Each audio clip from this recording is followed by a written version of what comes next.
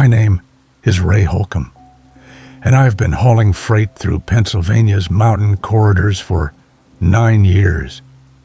I know every mile of I-99 between Bedford and the New York border, every truck stop where the diesel's cheap, and every stretch where the cell signal dies. The Appalachian nights are long and lonely, but that's how I prefer it. Just me, my rig, and whatever comes through on the radio. It was November 14th when I first heard the station. I'd left Altoona around 10 p.m. with a load of industrial machinery bound for Binghamton. The temperature had dropped to 28 degrees and patches of fog were forming in the valleys. I was scanning through the AM band, looking for something besides static and conspiracy theories. When I landed on 1440, the voice that came through was clear as crystal. A man's voice, professional and calm, like any traffic reporter you'd hear during morning rush hour. This is Appalachian Highway Advisory on 1440 AM. We're tracking weather conditions along I-99 northbound. Freezing fog advisory in effect between mile markers 71 and 78. Bridge surfaces are icing over. Recommend reduced speed and increased following distance. I checked my GPS. Mile marker 71 was 6 miles ahead. I'd never heard of this station before, but the information seemed solid enough. I eased off the throttle and clicked on my hazard lights. Sure enough, 4 minutes later, I hit the fog bank, thick, gray, and freezing on contact. The overpasses were glazed with black ice, invisible until your headlights caught them at just the right angle. I crept through at 40 miles per hour while my trailer fishtailed gently behind me. Without that warning, I would have been doing 65, and this story would have ended right there on the Canoe Creek Bridge. When I cleared the fog, I tried to tune back to 1440, but all I got was static. I spun the dial twice. Nothing. Like the station had never existed. The next night, I was southbound on the same route with a return load. Around 11 p.m., just south of Belafonte, I started scanning the radio again. This time, I found the station immediately. Same frequency, same voice. This is Appalachian Highway Advisory on 1440 AM. Disabled vehicle ahead on I-99 southbound. Mile marker 83, right lane. No reflectors or warning triangles deployed. Vehicle is dark-colored and difficult to see. Extreme caution advised. My headlights found the car 30 seconds later. A black sedan, dead in the right lane with no lights on. I swerved into the left lane with maybe 10 feet to spare. My heart was hammering as I passed it. Without the warning, I would have rear-ended that car at highway speed. I grabbed my CB radio. Breaker 19. Anybody else picking up 1440 AM? Some kind of traffic advisory? A voice crackled back. Negative, driver. Nothing on 1440 but dead air. You sure you're feeling okay? I didn't answer. My hands were shaking on the wheel. How was I the only one hearing this, and how did this station know these conditions with such precision? Then the voice came back. Ray, we know you have questions. We're here to help. Drive safely. It knew my name, not driver or buddy. Ray, my actual name. I pulled into the Martin Corners Truck Plaza and spent 20 minutes on my phone searching for 1440 AM Pennsylvania, Appalachian Highway Advisory, anything. The FCC database showed 1440 AM assigned to a sports talk station in Pittsburgh. Nothing about traffic advisories. But the Pittsburgh station's signal didn't reach this far into the mountains. For the next week, I kept my radio locked on 1440 whenever I drove through the Alleghenies. Sometimes I got static, sometimes nothing at all. But 3 more times, the station came through with warnings. Each time the information was accurate. Each time the voice used my name. Ray, there's a deer crossing ahead. Ray, the vehicle in front of you has a blown tire. Prepare to brake. Ray, heavy crosswinds at the Pleasant Gap summit. Steady on the wheel. I started to rely on it. I started to trust it, and that was my first mistake. On November 22nd, I was running late on a delivery to State College. Road construction had backed up traffic south of Altoona, and I was pushing to make up time. The clock showed 1:47 a.m. when the radio crackled without me touching the dial. Ray, we need to talk. The voice was different now, still calm, but with an urgency that made my skin crawl. At 2:52 a.m., you will approach the Nittany Mountain Tunnel on I-99 northbound. At that exact moment, you will experience brake failure. Your truck will be traveling at 68 miles per hour. You will lose control in the tunnel and strike the right wall. The impact will cause your fuel tank to rupture. The resulting fire will spread to your cargo. By the time emergency services arrive, you'll be dead. This is what we see, Ray. This is what happens. My foot came off the accelerator instinctively. The truck slowed, and I felt ice forming in my stomach. What the hell are you talking about? We're trying to save you, Ray. You have 63 minutes to prevent this. Pull over now. Have your brakes inspected. Don't enter that tunnel at 2:52 a.m. If you do, you die. I looked at the clock. 1:49 a.m. The Nittany Mountain Tunnel was about 40 miles ahead. If I pulled over now, I wouldn't reach it by 2:52. Simple math. How do you know this? My voice came out hoarse. How can you possibly know my brakes are going to fail? We've seen this pattern before, Ray. Many times. The brake line on your right front wheel has a stress fracture. It's been leaking slowly for the past 100 miles. When you apply pressure in the tunnel's descent, the line will rupture completely. You'll have no stopping power. We're sorry, Ray, but this is what happens if you don't pull over. My heart was racing. I thought about the brake pedal, about whether it had felt different tonight. Had there been a slight softness, a delay in response, or was that just paranoia? Pull over at the Tyrone Service Plaza, the voice continued. It's 12 miles ahead. Have them check your brakes. You'll miss your delivery window, but you'll be alive to explain it. I could see the Service Plaza sign coming up. My turn signal clicked on automatically. Then I thought about something. I thought about all those warnings over the past week. All perfectly timed, all perfectly accurate. What if this wasn't a warning at all? What if this was something else? Something that wanted me off the road for a different reason.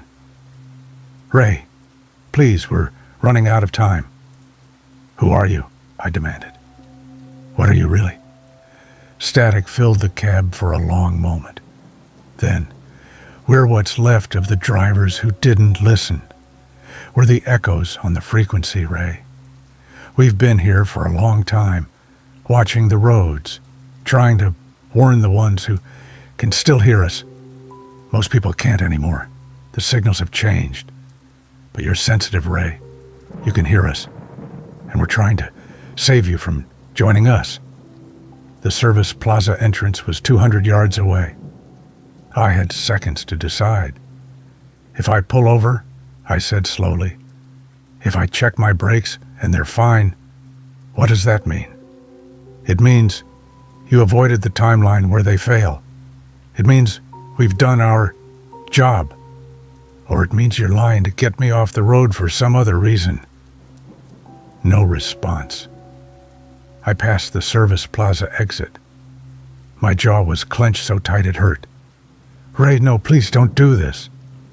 "I'm going to drive to the tunnel," I said. "I'm going to apply my brakes before I enter. If they work, then you're lying. If they don't, I'll have time to pull over before the descent." That's not how this works. The fracture will only rupture under specific conditions. Sustained application at high speed on a declining grade. The tunnel approach won't trigger it. You won't know until it's too late. Then I guess I'm taking that chance. I expected the voice to argue, to plead, to threaten. Instead, there was only silence, static. Then, after a long moment, "We tried, Ray. We always try. Good luck." The radio went dead. I checked the clock. 2:11 a.m. 41 minutes to the tunnel. I spent those 41 minutes testing my brakes every mile. I'd slow down, apply pressure, feel for any softness or delay. Every time they responded perfectly, firm, immediate, effective. No signs of failure. At 2:48 a.m., I approached the Nittany Mountain Tunnel. The entrance yawned ahead, a black mouth cut into the mountain. My speedometer read 68 miles per hour, exactly what the voice had predicted. I touched my brakes. They worked. I pressed harder, still perfect. I slowed to 50 before entering the tunnel. The tunnel was 2 miles long, a straight shot through solid rock. My headlights reflected off the white tile walls, and the sound of my engine echoed back at me. The descent began gradually, then steepened. This was where the voice said my brakes would fail. I tested them again. Perfect response. I maintained 50 miles per hour all the way through. At 2:52 a.m. exactly, I emerged from the southern portal, alive, unharmed, my brakes working perfectly. I pulled into the next truck stop and had a mechanic check my brake system anyway. He spent 20 minutes under my truck with a flashlight. When he came back, he was shaking his head. "Everything looks good," he said. "No leaks, no stress fractures, no problems at all. Whoever told you there was an issue with your brakes was pulling your leg." I paid him and got back on the road. I never heard the station again. I've driven us 99 hundreds of times since that night, scanning through 1440 every time. Nothing but the Pittsburgh sports station, faint and staticky through the mountains. I don't know what I encountered on that frequency. I don't know if the voices were trying to help me or harm me, if they were ghosts or something else entirely. But I know this: every warning they gave me before that final night was accurate. Every prediction came true. They saved my life at least 4 times. So why would they lie about the 5th? Sometimes I think about pulling my brake maintenance records from that week. Part of me wants to know if there really was a stress fracture that somehow healed itself, or if the mechanic missed something. But a bigger part of me doesn't want to know. Because if there was a fracture, if the voice was telling the truth, then I'm only alive because of dumb luck or something intervening at the last second. And if there wasn't a fracture, if the voice was lying, then I have to ask myself what would have happened if I'd pulled over at that service plaza. Would I have been safe? Or would something have been waiting for me there? My name is Ray Holcomb, and I still drive the Pennsylvania mountains, still listen to the radio, still watch the road. But I've learned that the scariest thing about the dark highways isn't what's real and what's not. It's that you'll never know for sure which warnings to trust and which ones lead you straight into the trap. Sometimes I think I hear that voice again, faint beneath the static, still watching, still waiting, still trying to save me, or still trying to trick me into pulling over. I'll probably never know which. And maybe that's the point. Maybe the real horror isn't dying on the road. It's spending the rest of your life wondering if you're driving on borrowed time, if every mile is a gift from something that's still out there, keeping score, waiting for the debt to come due. The radio stays on. The frequency stays locked. And I keep driving through the Appalachian nights, listening for a voice that might save me or damn me. Never quite sure which it'll be. If you enjoy my stories, please subscribe and hit the like button.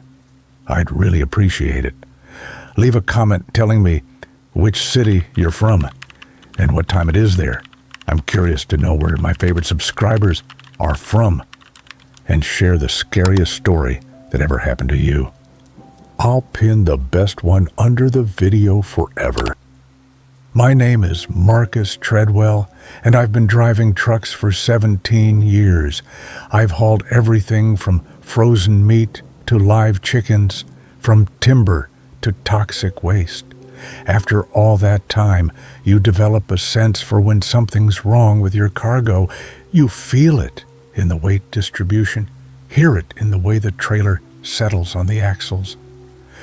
But what happened on Route 164 through West Virginia last November taught me that some loads carry a different kind of weight entirely. The pickup was routine. Container 478-2B from Portsmouth, Marine Terminal. Destination, a warehouse outside Beckley. The paperwork said industrial equipment, which could mean anything from drill parts to manufacturing components. The seal was intact when I hooked up, a thick metal tag stamped with customs approval. I remember the dispatcher's instructions were specific. Don't stop except for fuel. Client wants this delivered by 6 a.m. The first 3 hours were uneventful. I-64 cuts through the Appalachian darkness like a knife through black cloth. And at 2 a.m. on a Tuesday, I had the road mostly to myself. The radio played classic rock until the mountains swallowed the signal, leaving me with static and my own thoughts. By midnight, fatigue was creeping in, so I pulled into the Greystone Rest Area, a forgotten patch of asphalt 30 miles east of Charleston. I set my phone alarm for 4 hours and killed the engine. The silence that followed was profound, broken only by the tick of cooling metal and the distant cry of an owl. The rest area was empty except for a shuttered food truck and a single flickering streetlight that barely pushed back the darkness. I closed my eyes. I don't know how long I'd been asleep when the movement started. At first, I thought it was wind, the kind of buffeting gust that catches the trailer broadside and makes the whole rig sway. But the air outside was still, dead still. The cab rocked again, a gentle back and forth motion that made my stomach tighten. Something was wrong. Then I heard it, a sound from deep within the container behind me. Tuck, tuck, tuck. 3 measured knocks, metal on metal. A pause that stretched for 10 seconds. Then again, tuck, tuck, tuck. My heart hammered against my ribs. Industrial equipment doesn't knock. I sat up in the sleeper berth, straining to hear. The sound came again, and this time I was certain. It was coming from inside the sealed container. My mind raced through explanations. Shifting cargo? Impossible. Not with that rhythmic pattern. An animal somehow trapped inside. The container had been sealed at the port. I grabbed my flashlight and climbed out into the cold November air. My breath formed clouds in the beam as I walked around to the rear of the trailer.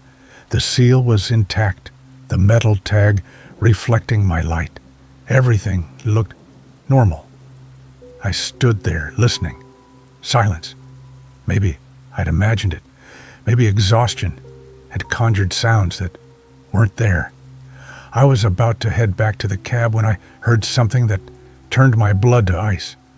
A soft, desperate scratching against the interior walls, not the random scrape of loose equipment. This was deliberate, intentional. I did something stupid then. I knocked back 3 times on the container's steel door. For a moment, nothing. Then the entire trailer shuddered as something inside threw itself against the wall with tremendous force.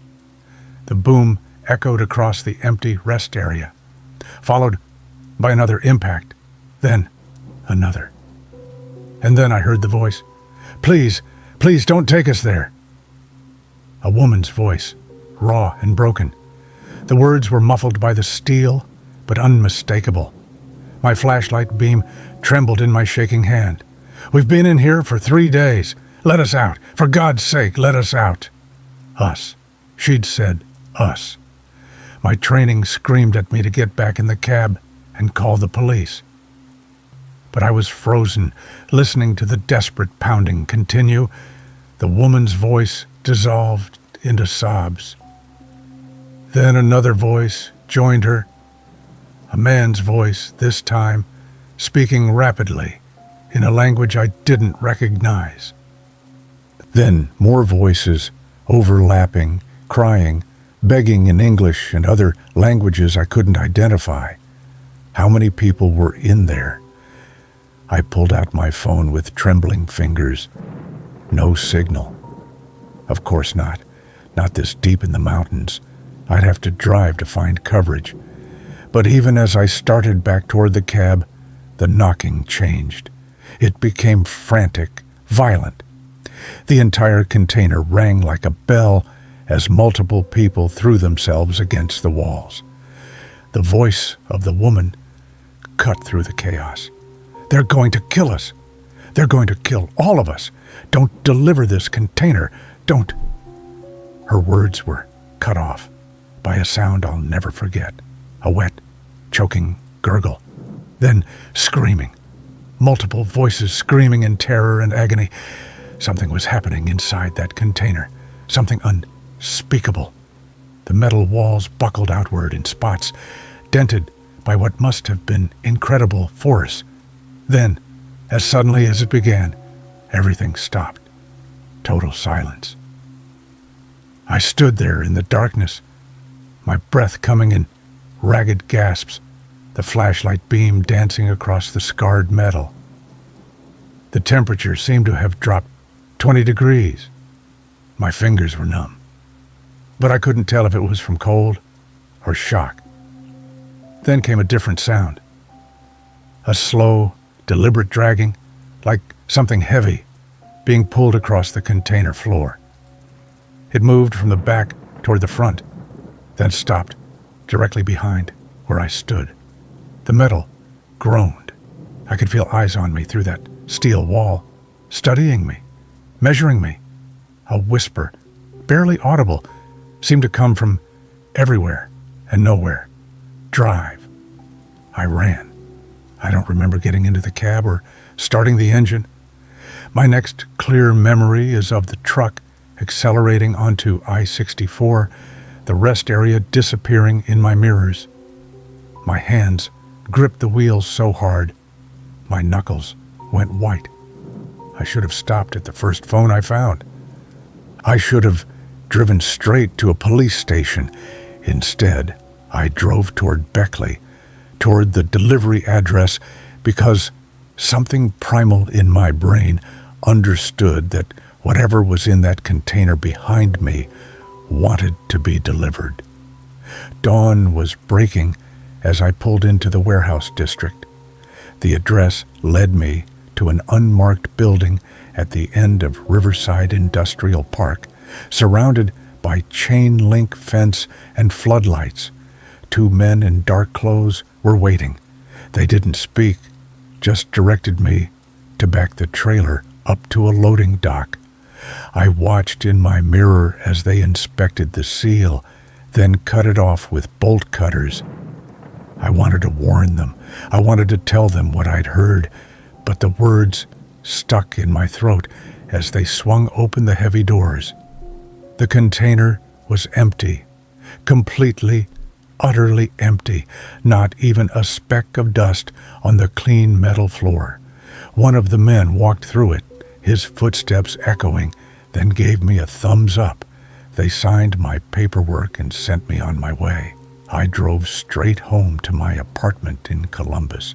I reported the truck clean, collected my pay, and haven't taken another long-haul job since. I got a job driving local routes, nothing that keeps me on the road after dark. But sometimes, late at night when sleep won't come, I pull up the news archives from that week. There's a small story buried in the back pages of the Charleston Gazette-Mail, dated 2 weeks before my run. Federal agents raid suspected human trafficking operation at Portsmouth Marine Terminal. Several containers of interest seized. Investigation ongoing. The article mentions that some containers were never recovered. That some had already been shipped. I think about the voices I heard that night, about how they stopped so suddenly, about that whisper telling me to drive, about the empty container at the delivery point. I've developed theories, each more disturbing than the last, about what might have been in that container and where it went. But the worst part, the thing that keeps me awake, is something else entirely. Last month, I got a delivery job that took me past the Greystone Rest area. I almost didn't stop, but I needed coffee, needed to prove to myself that it was just another forgotten patch of asphalt in the mountains. The rest area looked the same shuttered food truck, same flickering streetlight, but carved into the wooden picnic table near where I'd parked that night, I found words scratched deep into the wood. He didn't save us. Below it, 23 tally marks.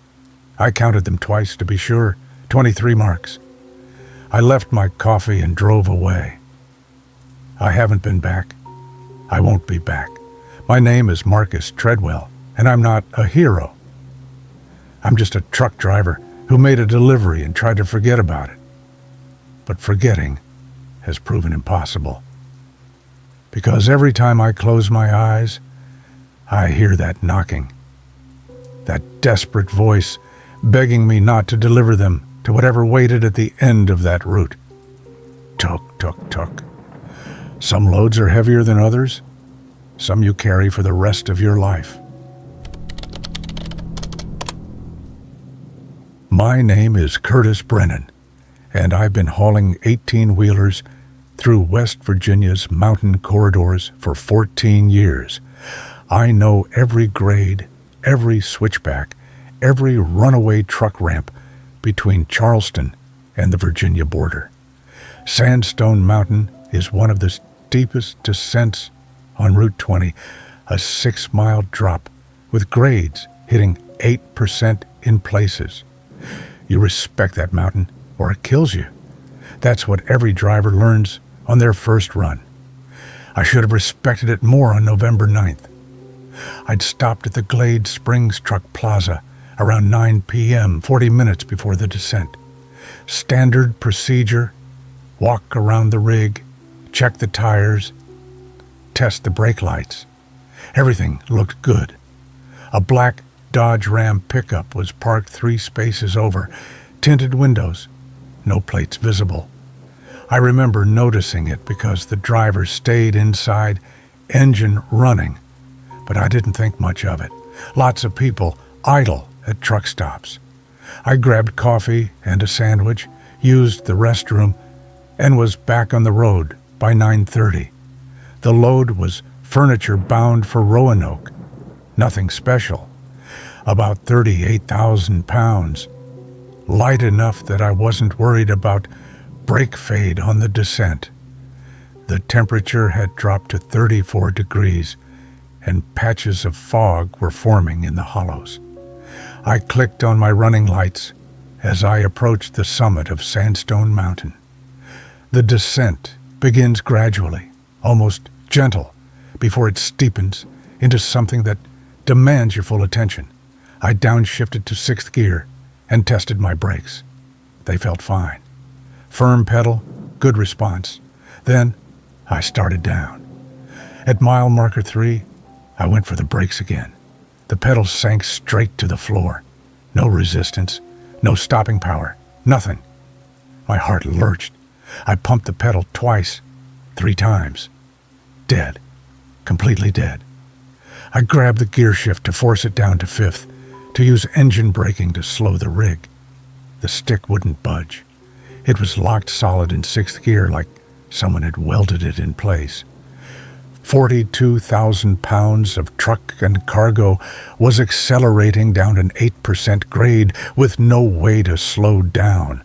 The speedometer climbed 55, 60, 65. The curves were coming up fast, yellow warning signs flashing past my windows. My hands were locked on the wheel, knuckles white. I tried the emergency brake. Nothing. The lever pulled up with no tension, no engagement. That's when the CB radio crackled to life. "Evening, Curtis." The voice was calm, almost friendly. Male, with a slight southern drawl. I didn't recognize it. "Who is this?" I shouted into the handset. "My brakes are gone. I need emergency assistance. On Route 20, southbound Sandstone Mountain, descent." "I know your brakes are gone," the voice said, still calm. "I cut the hydraulic lines while you were inside, getting your coffee. 30 seconds, with a utility knife under your trailer. Real easy once you know where to look." My blood turned to ice. The speedometer hit 70. The first sharp curve was half a mile ahead, posted at 35 miles per hour. "Why?" My voice cracked. "What do you want?" "I want you to understand something, Curtis. I want you to know what it feels like when someone else holds your life in their hands, when you're powerless, when you're screaming and nobody's coming to help." I checked my rearview mirror. The black Dodge Ram was there, maybe 50 feet behind me, high beams blazing.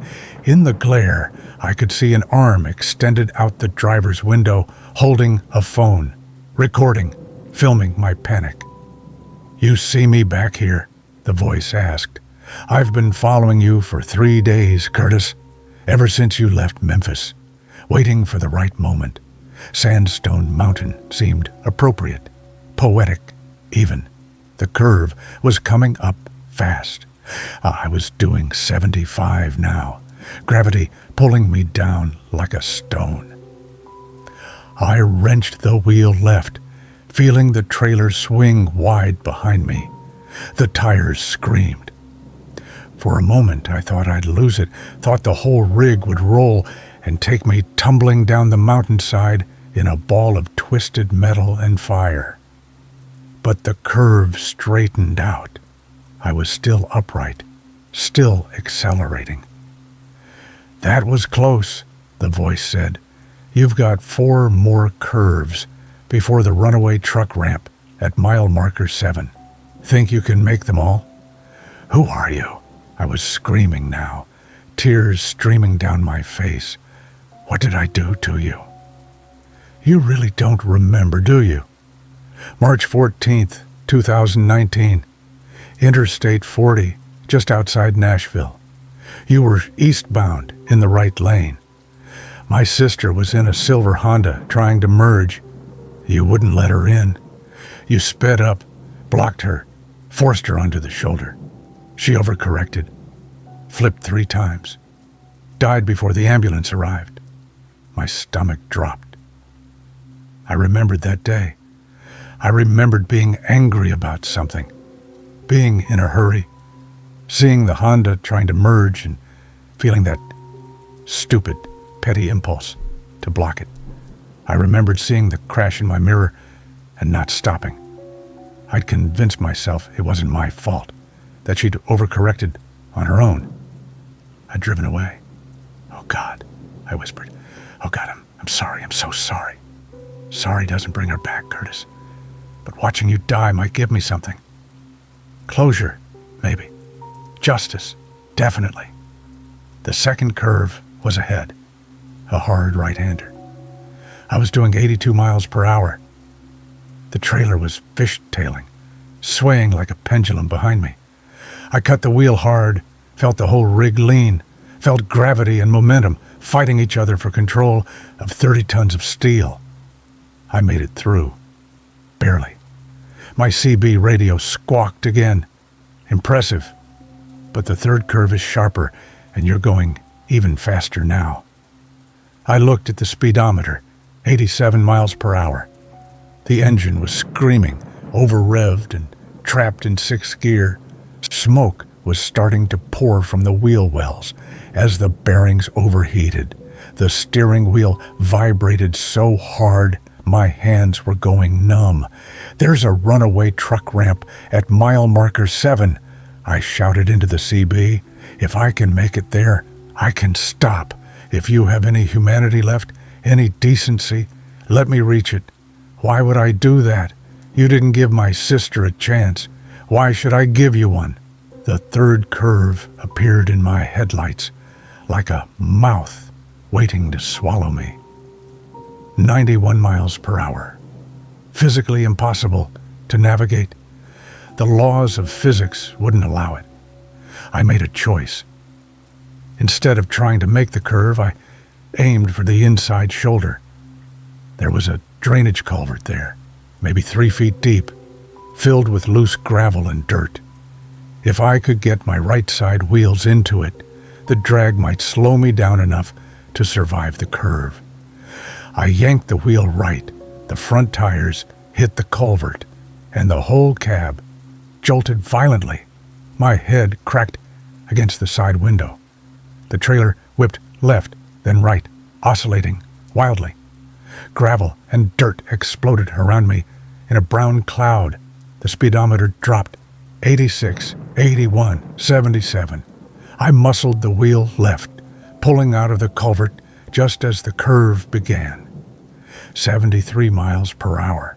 Still too fast, but maybe, just maybe, survivable. The trailer swung wide, so wide I felt the left side wheels lift off the ground. For an eternal second, I was balanced on 2 wheels, the whole rig tilting toward a rollover. Then physics decided in my favor. The wheels slammed back down. I was through the curve. "You clever son of a bitch," the voice said. There was anger in it now, frustration. "But you've only got 2 curves left, and you're still doing 70 miles per hour. The ramp is 3 miles away. You'll never make it." He was right. I wouldn't make it, not conventionally. But I'd been driving these mountains for 14 years, and I knew something he didn't. At mile marker 5.5, there was an old Forest Service road branching off to the right. It climbed uphill for about 200 yards before dead-ending at a locked gate. If I could make that turn, the uphill grade would slow me down naturally. It would tear up the undercarriage and probably total the truck, but I'd be alive. The fourth curve came and went. I used the same culvert trick, dropping my right side into the drainage ditch and using the friction to scrub off speed. The trailer jackknifed slightly, but held together. 68 miles per hour coming out of the curve. "Mile marker 5.5, I said, into the CB. "That's where this ends." "What's at mile marker 5.5? "You'll see." The service road appeared faster than I expected. I was still doing 64 when I wrenched the wheel right and left the highway. The truck bounced over the rough terrain, suspension groaning. The uphill grade hit me like a wall, gravity finally working in my favor instead of against it. 60 miles per hour. 55. 50. 45. Behind me, the black Dodge Ram tried to follow, but the narrow road and steep angle were too much. I watched in my mirror as it slid sideways and buried its front end in a drainage ditch, airbags deploying. 40 miles per hour. 35. 30. The locked gate was ahead. I aimed for the heavy steel posts on either side rather than the gate itself. At 28 miles per hour, the truck smashed through, snapping the posts like twigs. The momentum carried me another 50 feet into the forest before a combination of fallen logs and thick underbrush finally brought me to a stop. I sat in the cab, shaking, breath coming in ragged gasps. My hands wouldn't let go of the wheel. My whole body felt like electricity was running through it. I grabbed my phone and called 911. Then I climbed out and walked back down the service road on legs that barely held my weight. The black Dodge Ram was still in the ditch, driver's side door hanging open. The man was trying to climb out, blood running down his face from a gash on his forehead. He looked up as I approached, and I saw his eyes, saw the hate there, the rage, the grief that had consumed him for 6 years. "You were supposed to die," he said, his voice breaking. "You were supposed to die like she did." "I know," I said quietly, "and I'm sorry. I'm sorry for what I did. I'm sorry I didn't stop. I'm sorry your sister died because I was an asshole who couldn't let someone merge into traffic. I'll carry that for the rest of my life." He started crying then, deep, wrenching sobs that shook his whole body. I stood there and watched, knowing there was nothing I could say that would make any of this right. The police arrived 12 minutes later. They arrested him for attempted murder, sabotage, and a dozen other charges. They impounded his truck and found the phone with the video still recording. Found the utility knife with brake fluid residue. Found his sister's obituary printed out and taped to his dashboard. My rig was totaled. The company fired me anyway, liability concerns. They found evidence that I'd been involved in the Nashville incident and never reported it. Criminal charges are still pending, but I'm alive. Against physics, against probability, against everything that should have happened on that mountain. I'm alive. Sometimes I think about that night on Sandstone Mountain, about how close I came to dying for a mistake I made in a moment of petty road rage 6 years ago, about how that man's grief twisted into something dark enough to make him a killer, about how we're both paying prices now for different sins. My name is Curtis Brennan, and I don't drive trucks anymore. I work at a warehouse, loading boxes, going home every night to an empty apartment. Sometimes I wake up at 3 a.m. with my heart pounding, dreaming I'm back on that descent, brakes gone, speedometer climbing, and a voice on the CB telling me I'm going to die. But I'm alive, broken, haunted, guilty, but alive. And every morning when I wake up, I think about that silver Honda and the woman who didn't get another morning. I think about the life I took through carelessness and the life I kept through desperation. I don't know which is heavier, surviving when you should have died, or living with the knowledge of what you did to deserve it. My name is Marcus Webb, and I've been driving 18-wheelers for 16 years. I know every mile of EA-64 through West Virginia like the back of my hand. Every curve, every blind spot, every place where the fog rolls down from the mountains and swallows the highway whole. October 19th started like any other run. I was hauling construction materials from Charleston to Richmond, making good time despite the cold. It was past 11 when I approached Beckley, the kind of autumn night where the darkness feels heavier than it should. That's when I saw him at the merge lane near mile marker 129, just past Oak Hill. A young guy, maybe 25, wearing a filthy brown jacket that hung off his thin frame. His thumb was out, face pale in my headlights. Something about the way he stood there, perfectly still, should have warned me off, but I've always been soft. My ex-wife used to say it would get me killed. I slowed down and pulled over. He was in the cab. Before I could unlock the door, moving with desperate speed. Up close, I could see his face was gaunt, covered in cold sweat. His hands were shaking badly. "Thank you," he gasped. "God, thank you. I didn't think anyone would stop." "Where are you headed?" I asked, pulling back onto the highway. "Anywhere east, just away from here." He kept looking out of the back window, movements jerky and paranoid. "How far are you going?" "Richmond, 4 hours." "Perfect." He slumped, but couldn't relax. His leg bounced constantly, and he kept scratching his neck, where I could see raw, red marks. "You okay?" I asked. "You look pretty shaken." He laughed, but it sounded wrong. "I just escaped from somewhere bad.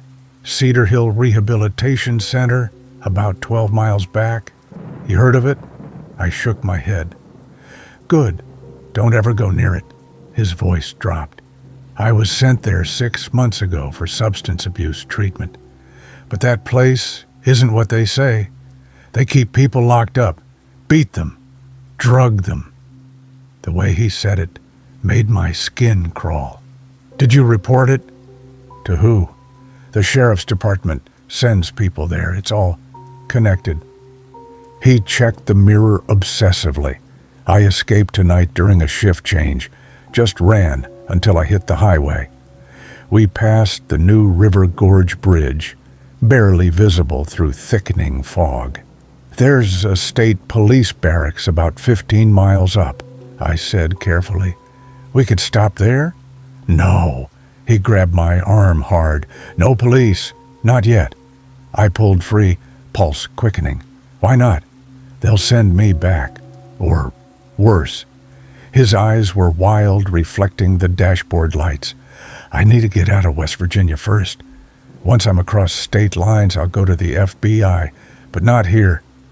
Every instinct screamed at me to put him out, but he looked so terrified that I nodded.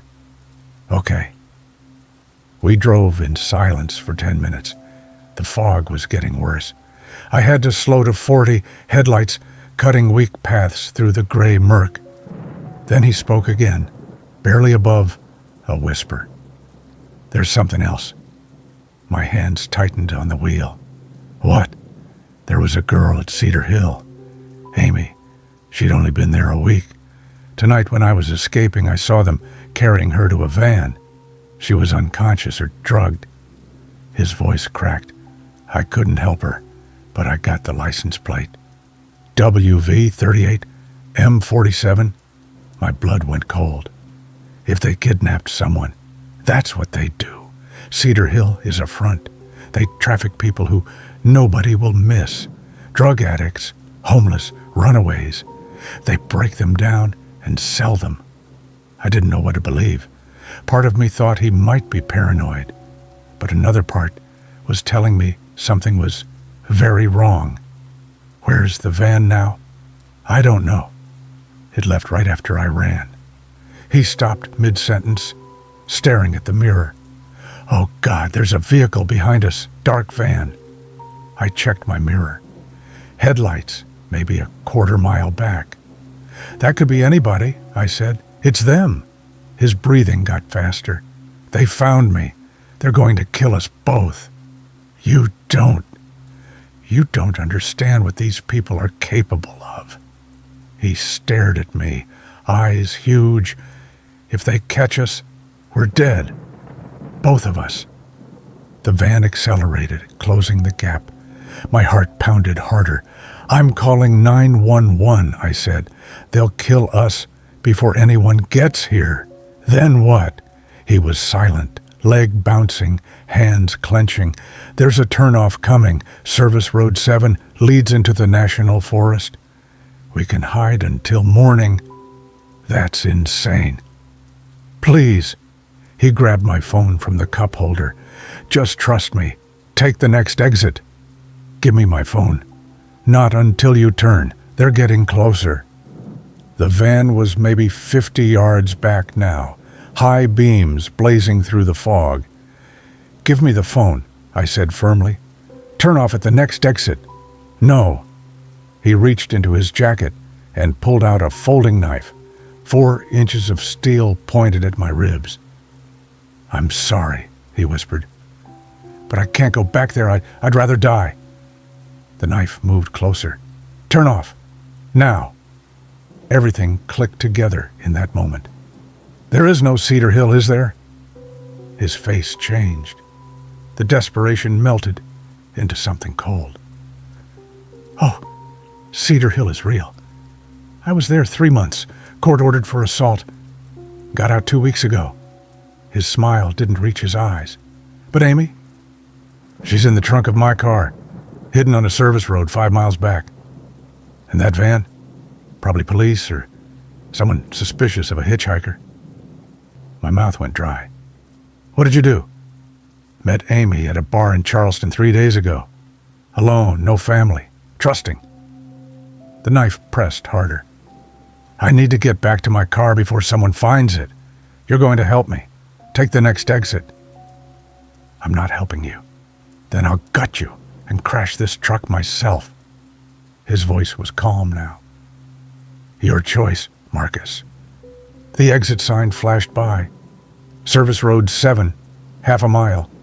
The van behind was close enough that I could see it wasn't a van at all, just a Ford Explorer. I had 30 seconds. My hand moved toward the air brake. He saw it and pressed the knife harder, breaking skin. I felt blood trickle down my side. "Don't," he warned. "Okay," I said. "I'll turn." The exit approached fast. I let my right hand drift toward the signal, but my left stayed steady on the wheel. "Good," he said. "Just nice and easy." I yanked the wheel hard left and hit the air brakes with everything I had. The truck didn't stop on a dime, but the deceleration was violent. My seatbelt locked tight, holding me in place. My passenger had no seatbelt. He went forward like a cannonball, knife flying as he slammed into the dashboard. His head cracked at the windshield with a wet sound, and he bounced back, blood streaming from his nose and forehead. The truck stopped diagonally across both lanes. I hit the door locks immediately. He was groaning, dazed but conscious. I grabbed my phone from the floor, hands shaking. 911, what is your emergency? My name is Marcus Webb. I'm on OR 64 westbound, 3 miles past Gawley Bridge. Man in my cab tried to kill me with a knife. He says there's a kidnapped woman named Amy in his car trunk, hidden on a service road 5 miles west of Beckley. My voice shook. Send everyone. The dispatcher asked questions while I kept my eyes on him. He reached for the knife between the seats. I grabbed it first and threw it behind my seat. Don't move. Police are coming. He looked at me with completely empty eyes, then smiled, blood coating his teeth. You should have just made the turn. The Explorer stopped behind us. A couple got out, cautiously. Stay back, I yelled through the window. This man is dangerous. Police are coming. 7 minutes later, red and blue lights cut through the fog. 3 state police cruisers and a sheriff's vehicle. They took him out at gunpoint.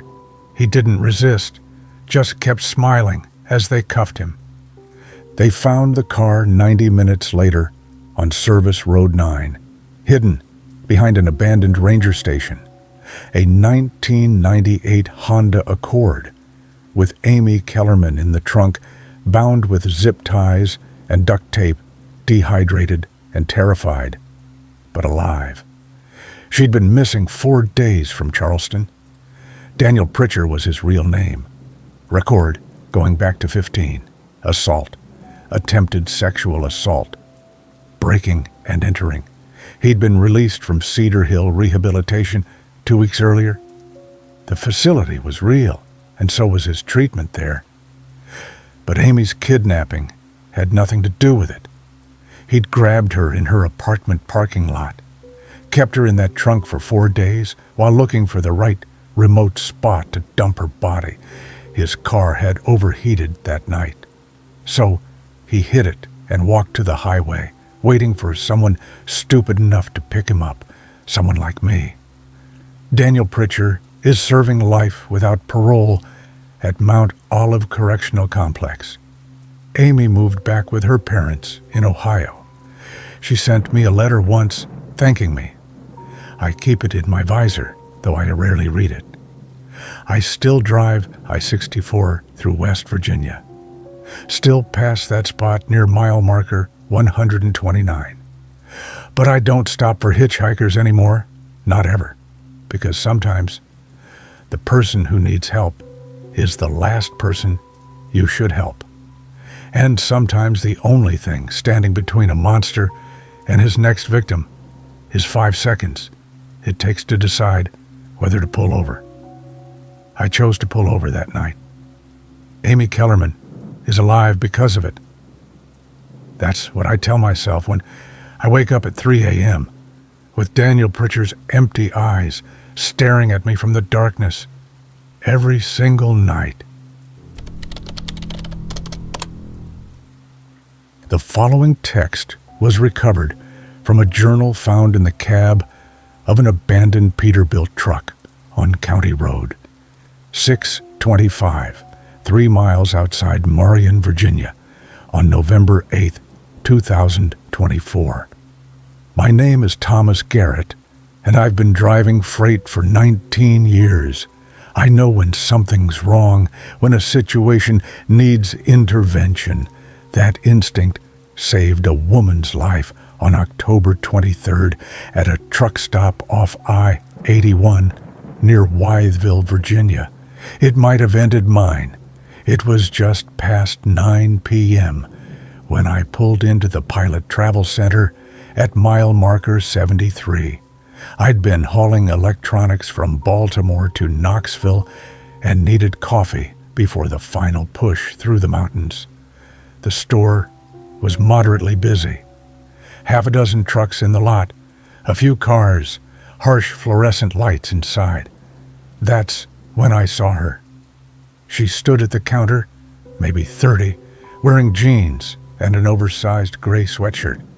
Her blonde hair was pulled back, and her hands shook as she placed a Snickers bar and water bottle on the counter. The cashier was a heavy-set guy in his 50s, balding, with the tired expression of someone working night shift.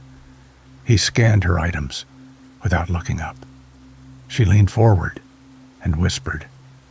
I was close enough to hear it. He's in the car. I can't leave. Please help me. The cashier's eyes flicked to her face for half a second, then back to the register. No expression change. $4.79, he said flatly. She stood frozen, hands trembling harder. Please, she whispered. He's watching. The cashier held out his hand. $4.79. My blood went cold. I looked through the windows at the parking lot. A dark blue Dodge Ram sat near the entrance, engine running, exhaust visible. A man in the driver's seat watched the store. The woman fumbled out a crumpled $5. The cashier made change and slid it across without a word. She turned toward the door like someone heading to execution. I moved fast, grabbed a receipt from the trash and a pen, wrote in big letters, 911. If you can, go to bathroom now. She walked past me, and I pressed the paper into her hand. She glanced down, read it, eyes going wide. Tiny nod. She kept walking toward the door, then turned left toward the restrooms. The man in the pickup sat up straighter, craning his neck. After 10 seconds, he killed the engine and got out. He was big, 6'3", 240, wearing a dirty Carhartt jacket and work boots. Hard face, eyes that didn't blink often. He walked in with purpose, straight for the restroom hallway. I was already dialing 911. I'm at the Pilot truck stop on I-81, mile marker 73 near Weatherville. There's a woman being held against her will by a man in a blue Dodge Ram. She asked for help. He pounded on the women's restroom door. Open the door. Open it now, Sarah. Sir, I said, stepping closer, everything okay? He spun around, face twisted with rage. Mind your own business. Just making sure everyone's safe. She's my wife. Mental problems, none of your concern. Police are on their way. His expression changed. The rage drained away, replaced by something colder. He looked at me for a long moment, memorizing my face, then looked at my Peterbilt with Garrett Freight painted on the door. You just made a big mistake, he said quietly. He turned and walked toward the exit. I ran after him, phone still pressed to my ear. He's leaving, blue Dodge Ram. I gave the plate number as he jumped in the truck. The engine roared. He started backing up, and I realized he'd leave before police arrived. Without thinking, I sprinted to my truck and positioned my rig directly across the exit lane, blocking it completely. He hit his horn. Long, angry blasts. I locked my doors and sat there. He was screaming, pounding his steering wheel. Then he put the truck in reverse like he'd ram my trailer. I laid on my air horn, one continuous blast that brought everyone out, that turned the whole parking lot into a scene. 2 minutes later, red and blue lights. 3 Virginia State Police cruisers blocked all exits. The man tried to run. Got maybe 20 feet before 2 troopers tackled him. Sarah came out with a female officer. I gave my statement to Detective Morrison, a lean man with sharp eyes. He said Sarah had been missing from Roanoke for 6 days. The man was Curtis Vance, wanted for assault and kidnapping in North Carolina. You did a good thing tonight, Morrison said. I drove away at midnight, feeling like maybe I'd balanced some cosmic scale. The next morning, I found the note, tucked under my windshield wiper at a rest area near Marion. White paper, folded once, black marker. You meddled in our business. Not his business, our business. My hands went cold. I called Morrison. He said not to worry. Vance was in custody. I told him about the wording, our business. He went quiet, then said he'd look into it. 6 days later, hauling furniture from Richmond to Bristol, I stopped at a truck stop outside Abingdon for the night. Well-lit area, locked cab, went inside for dinner and shower.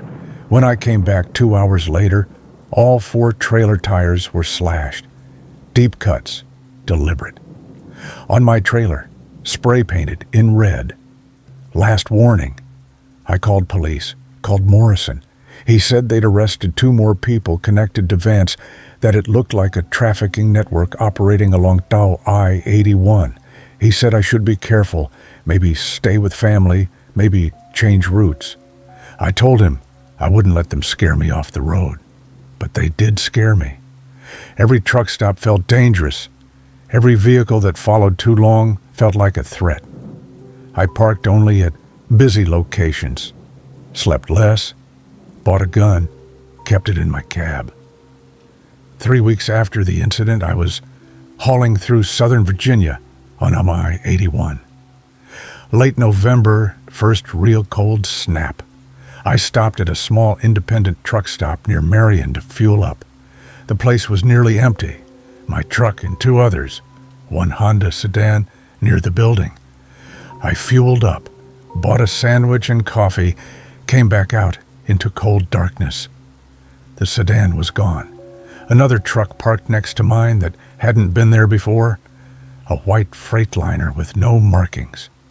Hair stood up on my neck. I was 10 feet from my cab when I heard footsteps behind me. Fast. Multiple people. I turned and saw 3 men coming from the shadows between trucks. Ski masks, dark clothing. One carried something that glinted. I ran, dropped my coffee and sprinted for my cab, fumbling for keys, knowing I wouldn't make it. They hit me from behind before I reached the door. I went down hard. Impact, knocking the wind out. Someone kicked my ribs. I heard a crack. Hands grabbed me, hauling me up. "Should have minded your own business," a voice said calmly. "Should have just kept driving." They dragged me toward the white Freightliner. I tried to fight, to scream, but someone hit me across the face, and everything went dark at the edges. The last clear memory is being shoved into the sleeper cab, door slamming shut, engine starting. Then we were moving, pulling out, heading away from the lights. I don't know where they're taking me. I managed to grab this journal from my jacket, writing by faint light through the curtain. My ribs are screaming. I taste blood. My hands shake so badly I can barely hold the pen. But I need to write this down. I need someone to know. I need Sarah to know it was worth it. That even if this is how it ends, she's alive because I didn't look away. We're on a highway now, moving fast. I hear them talking in the cab, but can't make out words. I don't know how much time I have before they stop. If someone finds this, tell my sister Helen that I love her. Tell her I'm sorry I didn't call more. Tell Detective Morrison he was right about the network being bigger than Curtis Vance. And tell anyone who reads this that sometimes doing the right thing costs everything, but you still have to do it anyway. The truck is slowing down now. The journal entry ends here. The notebook was found by a state highway maintenance crew on November 14th, wedged between rocks in a drainage culvert off County Road 625. The notebook's cover bore what forensic analysis confirmed to be human blood, type O positive, matching Garrett's medical records. 3 pages had been torn from the back. Thomas Garrett was reported missing on November 12th, 2024. As of this writing, he has not been found. The following text was recovered from a cell phone found in an abandoned Kenworth semi-truck on Mountain Parkway, approximately 2 miles east of Slade, Kentucky, on March 3rd, 2024. The phone was discovered in the cab with 4% battery remaining. My name is David Kruger, and I've been hauling freight through Kentucky for 12 years. I know the Mountain Parkway like the back of my hand, every curve and grade, every mile marker, from Winchester to Prestonsburg. I've driven it in rain, snow, fog, and ice. But I've never experienced anything like what happened tonight on the stretch near Slade. It's 2:47 a.m. right now, and I'm writing this on my phone because I need someone to know what I'm seeing, what I've been seeing for the past 40 minutes. I left Lexington at midnight with a load of auto parts, bound for Paintsville. The mountain parkway was empty, the way it usually is this time of night. Just me and the occasional deer wandering near the shoulder. The moon was almost full, bright enough to see the ridge lines of the Daniel Boone National Forest on both sides of the highway. Everything was normal until I passed mile marker 217. It's a stretch of road I know well, a long straightaway before the curves near Natural Bridge. I saw the green rectangular sign flash past in my headlights, mile 217. I adjusted my speed, checked my mirrors, and kept driving. 3 minutes later, I saw it again. Mile 217. At first, I thought I'd misread the first one, that maybe it had been 216 or 218, but I'd been paying attention. I know I'd seen 217. I checked my GPS. It showed me at mile marker 220, moving east at 60 miles per hour, but the sign had definitely said 217. I told myself it was a mistake. Maybe highway maintenance had put up a sign in the wrong place. It happens. I kept driving. 5 minutes later, mile 217. My hands tightened on the wheel. That wasn't possible. I'd been maintaining steady speed, hadn't turned around, hadn't taken any exits. The GPS still showed me moving forward, but the mile markers were going backward, or repeating. The stretch of road looked identical each time. Same curve ahead, same tree line, same guardrail on the right side. Like I was driving through a loop, seeing the same section over and over. I felt my heart start to pound. This wasn't right. This wasn't possible. I slowed down to 45, then 40, watching carefully. The road ahead looked normal. Dark asphalt, white and yellow lines, reflectors glinting in my headlights. But something felt wrong. The air felt wrong. Too still, too quiet, like the world outside my cab had gone silent. Then I saw it again. Mile 217. What the hell? I whispered. I pulled onto the shoulder, put the truck in park, and sat there with the engine idling. My dashboard clock said 2:18 a.m. I'd been driving for over 2 hours, should have been well past Slade by now, approaching Campton. But according to the mile markers, I'd been stuck at the same spot for the last 40 minutes. I grabbed my phone and pulled up the GPS. The blue dot showed my location at mile marker 223, stationary on the shoulder. But I was looking right at a sign that said mile 217. That's when I noticed something in the woods to my left. Reflectors.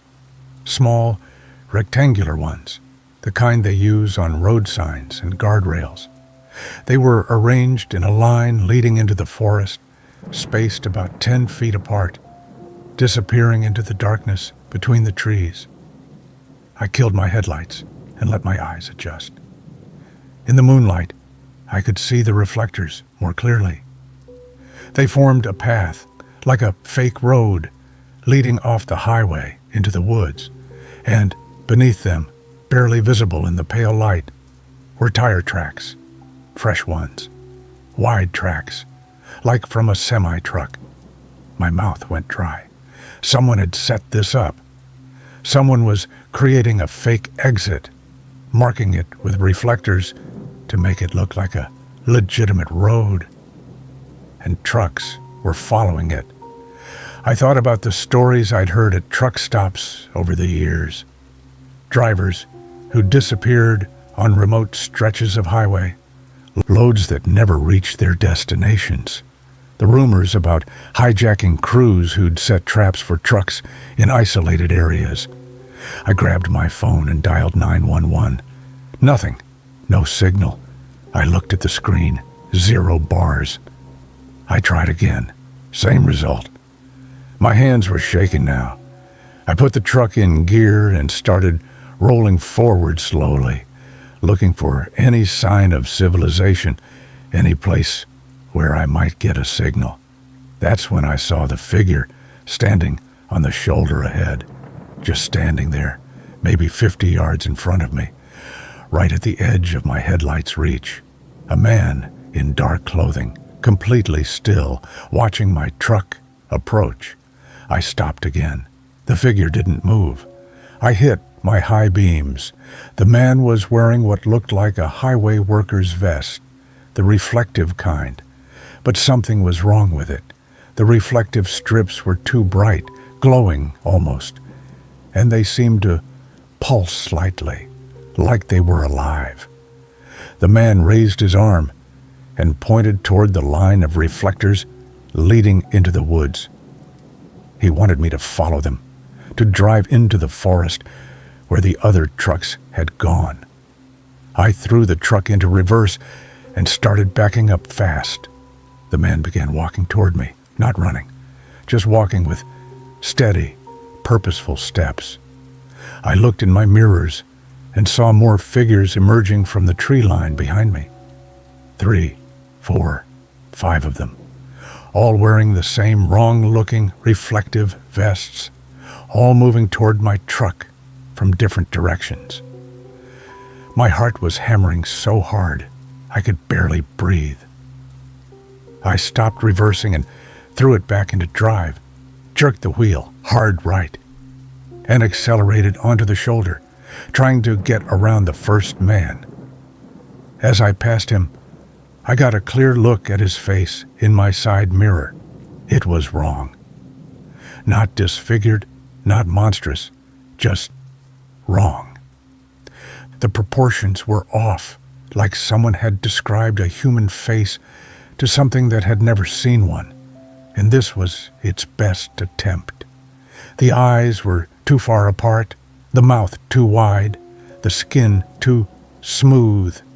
I punched the accelerator, and the truck surged forward, the trailer swaying slightly as I fought to get back onto the pavement.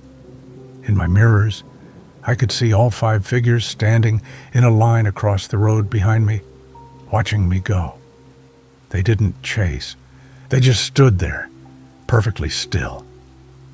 I drove for another 2 minutes, checking my mirrors constantly, and then I saw it. Mile 217. No, I said out loud. No. I was back at the same spot. Or I'd never left. I couldn't tell anymore. The figures were ahead of me again, positioned exactly as they'd been before. I tried my phone again. Still no signal. The GPS showed me at mile 223, but the signs said 217, and the figures in the road said I was somewhere else entirely. That's when I remembered my dash cam. I pulled up the app on my phone and scrubbed back through the footage, looking for proof of what I'd just seen. The video showed me driving normally, passing mile markers in sequence. But when I got to the part where I'd first seen mile 217 repeat, the footage went strange. The image became grainy, pixelated, like it was being disrupted. The mile marker signs appeared as bright white smears, completely unreadable, and the figures in the road didn't show up at all. The footage showed empty pavement where I'd seen them standing. My hands were trembling so badly I almost dropped the phone. I looked up and saw the figures were closer now. They'd moved to within 30 yards of my truck, arranged in a semicircle across the road. Behind them, the line of reflectors leading into the woods seemed brighter, pulsing with a sickly green glow. I tried calling 911 one more time. The phone connected for half a second, and I heard a voice say, 911, what's your immer, before it cut out. I'm on Mountain Parkway near Slade, I shouted into the dead connection. Mile marker 217. There are people on the road. They're trying to... The signal was gone. The figures started walking toward me again, moving in perfect synchronization. I made a decision. I couldn't go forward, couldn't go backward without encountering them again. My only option was to stay put, keep the doors locked, and wait for daylight. They were on foot. I was in 30 tons of steel and cargo. They couldn't get to me if I didn't let them. So I'm sitting here now, writing this, while they stand in a circle around my truck. They're not trying the doors. They're not making any sound. They're just standing there, waiting. The strangest part is the reflectors in the woods. They're getting brighter as I watch, pulsing faster now, and I can see other things in the forest behind them. Shapes, large shapes. I think they might be other trucks, but I can't tell for sure because they're covered in darkness that seems thicker than the shadows around them. The clock on my dashboard says it's 2:47 a.m., but I feel like I've been here for hours, days, maybe. Time doesn't work right anymore. I'm going to try driving straight through them. It's the only option left. If they're real, they'll move. If they're not, then maybe I'll break through whatever this is and get back to the actual highway. If you're reading this, if someone finds my truck, tell my wife, Rebecca, that I love her. Tell her I tried to get home. And tell the police to check those woods near mile marker 217. Check them carefully, because something is in there, something that's been taking trucks and drivers for God knows how long, and it's still out there. I can hear them now. They're tapping on the sides of my trailer. Not hard, just gentle taps, like they're testing it, seeing if it's solid, seeing if I'm real. I'm going to drive now.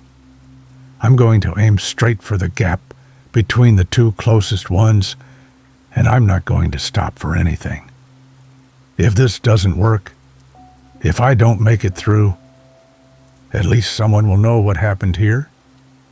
David Kruger was reported missing on March 2nd, 2024, when he failed to deliver his load to Paintsville. His truck was found on March 3rd on the shoulder of Mountain Parkway, 2 miles east of Slade, Kentucky. The engine was still running. Doors were locked from the inside, but the cab was empty. His phone was on the driver's seat with this text file open. Kentucky State Police investigated reports of a possible hijacking operation in the area, but found no evidence of criminal activity. The dash cam footage from Kruger's truck showed only static and corrupted data for the time period described in his account. No trace of David Kruger has been found. My name is Robert Hayes, and I've been a long-haul trucker for 14 years. I know every truck stop, every rest area, every 24-hour laundromat along I-26 through Tennessee. On November 7th, I stopped at the Clean Spin Laundromat on Stone Drive in Kingsport at 1:47 a.m. to wash 2 weeks' worth of clothes before heading home to North Carolina. The place was empty except for me and the fluorescent lights humming overhead. The kind of tired, worn-down laundromat you see in every small town, with cracked linoleum floors and washing machines that sound like they're dying. But it was open, and that's all that mattered. I loaded 3 washers, started them running, and sat down with a cup of vending machine coffee that tasted like burnt rubber. That's when she walked in. She was young, maybe 23 or 24, with dark hair pulled back in a ponytail. She wore jeans and an oversized hoodie despite the mild November night. What made me look twice were the bruises. dark purple marks on her neck, barely visible above her collar, a yellowing bruise on her left cheekbone that she'd tried to cover with makeup. She didn't make eye contact, just walked straight to a washer in the far corner, pulled a small bag of clothes from her backpack, and started loading the machine with shaking hands. I went back to scrolling through my phone, trying not to stare. It wasn't my business. People have rough lives, rough relationships. I'd seen it before, but something felt wrong. The way she kept glancing at the door, the way her hands trembled as she fed quarters into the machine, the way she positioned herself so she could see both exits. She was scared. I was watching her peripherally when she suddenly looked directly at me. Our eyes met for maybe 2 seconds, and in that brief moment, I saw pure terror. Then she looked away quickly, pretending to arrange her laundry. 5 minutes passed. My washers churned. Her washer churned. The fluorescent lights hummed their monotonous song. Then she walked past me toward the bathroom in the back. As she passed, something white fluttered to the floor near my feet, a piece of paper, folded small. I looked at her back as she disappeared into the bathroom. Then I picked up the paper and unfolded it. Written in shaky handwriting, "Sunrise Motel Room 14, please." My heart started pounding. I looked toward the bathroom, then at the paper again. The handwriting was desperate. The letters pressed so hard, the pen had nearly torn through. I pulled out my phone and dialed 911. 911, what's your emergency? I'm at the Clean Spin Laundromat on Stone Drive in Kingsport, I said quietly. There's a woman here who just gave me a note. I think she's in danger. The note says, Sunrise Motel, Room 14. Can you describe the woman? I gave the dispatcher her description, mentioned the bruises. She told me to stay on the line and not to approach the woman or do anything that might escalate the situation. Police were being dispatched to both locations. That's when I saw him. Through the plate glass window facing the parking lot, I saw a man walking toward the laundromat entrance. He was tall, wearing a dark jacket and jeans, walking with the casual confidence of someone who had every right to be there, but something was wrong. He was walking directly under the parking lot's sodium vapor lights, the bright orange glow that should have illuminated his face clearly, but in the window's reflection, where I should have seen his features, there was nothing, just a dark blur where his face should be, like someone had smudged out that part of the image. I blinked hard, thinking it was my tired eyes playing tricks. But when I looked again, the effect was the same. His body was clearly visible in the reflection, his clothes, his hands, his hair. But where his face should be was just darkness, like a hole in reality. There's a man outside, I told the dispatcher, my voice tight. He's coming toward the entrance. The man reached for the door handle. The girl came out of the bathroom at that exact moment. She saw him through the glass and froze, her face going white. The man opened the door and stepped inside. The bell above the door chimed cheerfully. I looked directly at him now, not at his reflection. His face was normal, weathered, maybe 40 years old, with a neat beard and cold eyes. He looked completely ordinary, but when I glanced at the window reflection again, that darkness was still there, where his face should be. "Emily," he said calmly, "time to go." "I'm not going," she whispered, backing up against the wall. "Yes, you are." He started walking toward her. I stood up. "Sir, I think you should leave." He turned to look at me, and his expression didn't change at all.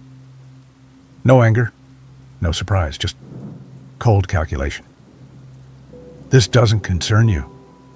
Police are on their way, I said, holding up my phone. I'm on with 911 right now. Something flickered across his face then.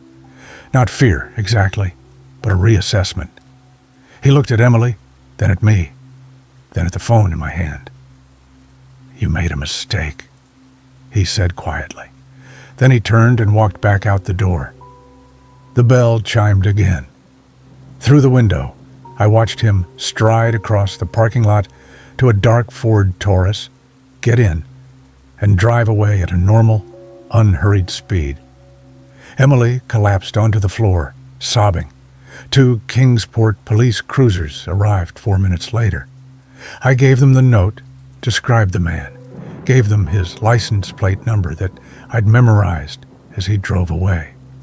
Emily was crying too hard to speak at first, but eventually she told them her story. Her name was Emily Brennan. The man was Derek Moss, her boyfriend of 3 years.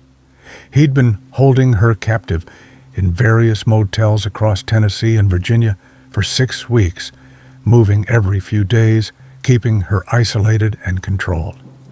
Tonight was the first time he'd let her out of his sight, sending her to do laundry while he got food. But the note said, Room 14 at the Sunrise Motel. Emily and Derek had been staying in Room 9. Police rushed to the Sunrise Motel. In Room 14, they found another woman, Nicole Chen, 26, reported missing from Nashville 3 months earlier. She was chained to the bed, dehydrated, and traumatized, but alive. Derek Moss was arrested 6 hours later at a gas station near the Virginia border. In his car, police found restraints, duct tape, and a notebook with names and descriptions of women. 8 names. Emily and Nicole were numbers 6 and 7. They never found the other women. Derek refused to talk, refused to cooperate. He's awaiting trial now on multiple counts of kidnapping and assault. But here's the thing that keeps me awake at night. 3 days after the incident, Detective Sarah Vance called me. She wanted to review the security footage from the laundromat with me, see if I could confirm Derek Moss was the man I'd seen. We sat in a small room at the Kingsport Police Department and watched the footage on a laptop. The video showed me entering the laundromat at 1:47 a.m., showed me loading the washers, showed Emily entering at 1:53 a.m., showed her loading her washer, walking past me, dropping to the note. Then it showed me making the phone call. And then the door opened, by itself. No one walked through it. The door just swung open, the bell chiming, and then closed again. But on the video, Emily's reaction was clear. She came out of the bathroom, saw something, and froze in terror. She backed up against the wall, her mouth moving like she was responding to someone speaking. Then I stood up on the video. I appeared to be talking to empty air. Then the door opened again by itself and closed. Emily collapsed. That's not possible, I said. He was right there. I saw him. I talked to him. The camera was working fine, Detective Vance said quietly. No glitches, no corruption. It recorded everything else perfectly. But I saw him. I saw his face. Well, not in the reflection, but not in the reflection. I told her about the window, about how his face had been just darkness in the reflection while the rest of him was visible. She was quiet for a long time. Then she said, "We arrested Derek Moss based on your license plate identification and Emily's testimony. He was driving the vehicle you described. But Robert, there's no footage of him at the laundromat. Not outside, not inside, nowhere. How is that possible? I don't know." She closed the laptop. "The important thing is we got him. Emily and Nicole are safe. Whatever you saw or didn't see, whatever was captured or not captured, you saved 2 women's lives. But I know what I saw. I saw Derek Moss walk into that laundromat. I saw him talk to Emily. I saw his face, normal and human, when I looked directly at him. And I saw nothing. Just empty darkness when I looked at his reflection. Sometimes I wonder what I actually encountered that night. Whether Derek Moss was really there at all, or whether something else was wearing his shape, using his face, and the cameras could see through the disguise even when I couldn't. I still drive I-26 through Kingsport every few weeks. Sometimes I pass the Clean Spin Laundromat late at night, and the lights are on, and I can see the empty rows of washers spinning behind the glass. But I never stop there anymore. I do my laundry during the day now, in well-lit places, with plenty of people around, because I learned something that November night that I can't unlearn. Sometimes what you see isn't really there, and sometimes what's really there can't be seen at all. And sometimes the worst monsters are the ones that can hide in plain sight, the ones that leave no reflection, no trace, no evidence they were ever there, except for the damage they leave behind. The following text was found on a phone discovered on the front seat of an abandoned Freightliner truck on the shoulder of a Barge 79 near Bridgeport, West Virginia on October 15th, 2024. The truck's engine was still running, hazard lights flashing. My name is Martin Reeves, and I'm writing this because something is very wrong, and I need someone to know what happened out here on I-79 tonight. It's 11:47 p.m. I've been driving since Pittsburgh, hauling machine parts to Charleston. About an hour ago, somewhere past Clarksburg, I noticed the car, a gray sedan, late model Chevy, maybe a Malibu, no front license plate, and when it passed under the overhead lights, I couldn't see a rear plate either. It was staying about 6 car lengths behind me, matching my speed exactly. At first, I thought it was coincidence. Plenty of people drive this route at night. But when I slowed down to 60, it slowed down. When I sped up to 70, it sped up.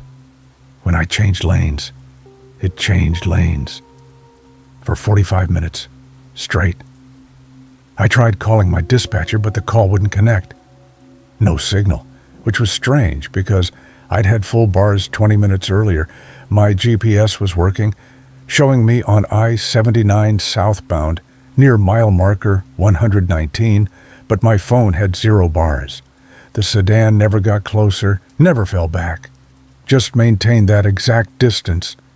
Its headlights steady in my mirrors like 2 unblinking eyes. I decided to lose it. There's an old exit near Bridgeport, exit 117, that leads to abandoned coal roads. Most truckers don't know about it. I figured I'd take it, wait a few minutes, then circle back to the interstate. I put on my turn signal and took the exit. The sedan didn't follow. It continued south on I-79, disappearing into the darkness. I felt my shoulders relax slightly. Just paranoia. Just a random driver who happened to be going the same speed. But the relief didn't last. The exit ramp led to a 2-lane road called Miners Fork Road. I knew it was here, but it looked different than I remembered. Narrower. The trees on both sides seemed to lean in over the pavement, their branches forming a tunnel. My headlights barely penetrated the darkness ahead. My GPS showed nothing. The map displayed gray space where the road should be, like I'd driven off the edge of the world. Recalculating, the GPS voice said. Then, No route available. I kept driving slowly, looking for a place wide enough to turn the truck around. The road curved to the left, then right, winding deeper into the forest. No houses, no lights, no signs, just trees and darkness and that feeling you get when you know you've made a mistake but can't quite define why. That's when I saw the construction equipment ahead. Orange traffic cones lined both sides of the road, leading to a single yellow warning light on a tripod, the kind road crews use. It was flashing, the amber light pulsing rhythmically in the darkness. I slowed to a crawl, confused. There hadn't been any construction signs on the exit. No warnings. Nothing. I stopped about 20 feet from the warning light and put the truck in park, engine idling. Something felt wrong. The scene looked too staged, too perfect. The cones were spaced exactly, geometrically. The warning light flashed with mechanical precision. But there were no construction vehicles, no equipment, no workers. I grabbed my flashlight from the door pocket and climbed down from the cab, keeping the engine running and the door open. The night air was cold and perfectly still. No wind, no insects, no sound except the idle of my engine and the faint click, click, click of the warning light. I walked toward the cones, flashlight beams sweeping back and forth across the road. That's when I saw the marks, drag marks, in the dirt shoulder, leading from the road to a steep embankment on the right side. Fresh marks, the dirt recently disturbed, and next to them, about 10 feet from the nearest cone, was a cell phone. I picked it up. iPhone, newer model, screen cracked. I tried to turn it on, but the battery was dead. Or it had been turned off. I couldn't tell. My heart was pounding now. Those drag marks weren't from construction equipment. They were too narrow, too irregular. They looked like something heavy had been pulled off the road and down that embankment. Or someone. I walked to the edge and shined my flashlight down into the darkness. The embankment dropped about 40 feet to what looked like a rocky creek bed. I couldn't see the bottom clearly, just shadows and the pale shapes of exposed stones. That's when I heard it, behind me. The sound of a car door closing. I spun around, flashlight beams swinging wildly. The gray sedan was parked behind my truck. I hadn't heard it approach, hadn't seen headlights. It was just there, as if it had materialized from the darkness. The driver's door was open, but I couldn't see anyone inside. "Hello," I called out, my voice sounding thin and scared in the stillness. No response. I started walking back toward my truck, moving faster now, the phone still in my left hand and the flashlight in my right. The sedan's interior light was on, and I could see it was completely empty. No driver, no passengers, just empty seats. I reached my truck. The cab door was still open, engine still running, just as I'd left it. I climbed up, tossed the phone onto the passenger seat, and reached for the door handle. That's when I looked in the side mirror and saw myself standing next to the truck. Not a reflection. Me. Another version of me, wearing the same clothes, holding the same flashlight, staring up at the cab with an expression I couldn't read. I blinked hard, certain I was hallucinating. But when I looked again, he was still there, still staring. "What the hell?" I whispered. The other me smiled. It wasn't a friendly smile. Then he started climbing into the cab from the driver's side, moving with jerky, unnatural movements like a puppet on strings.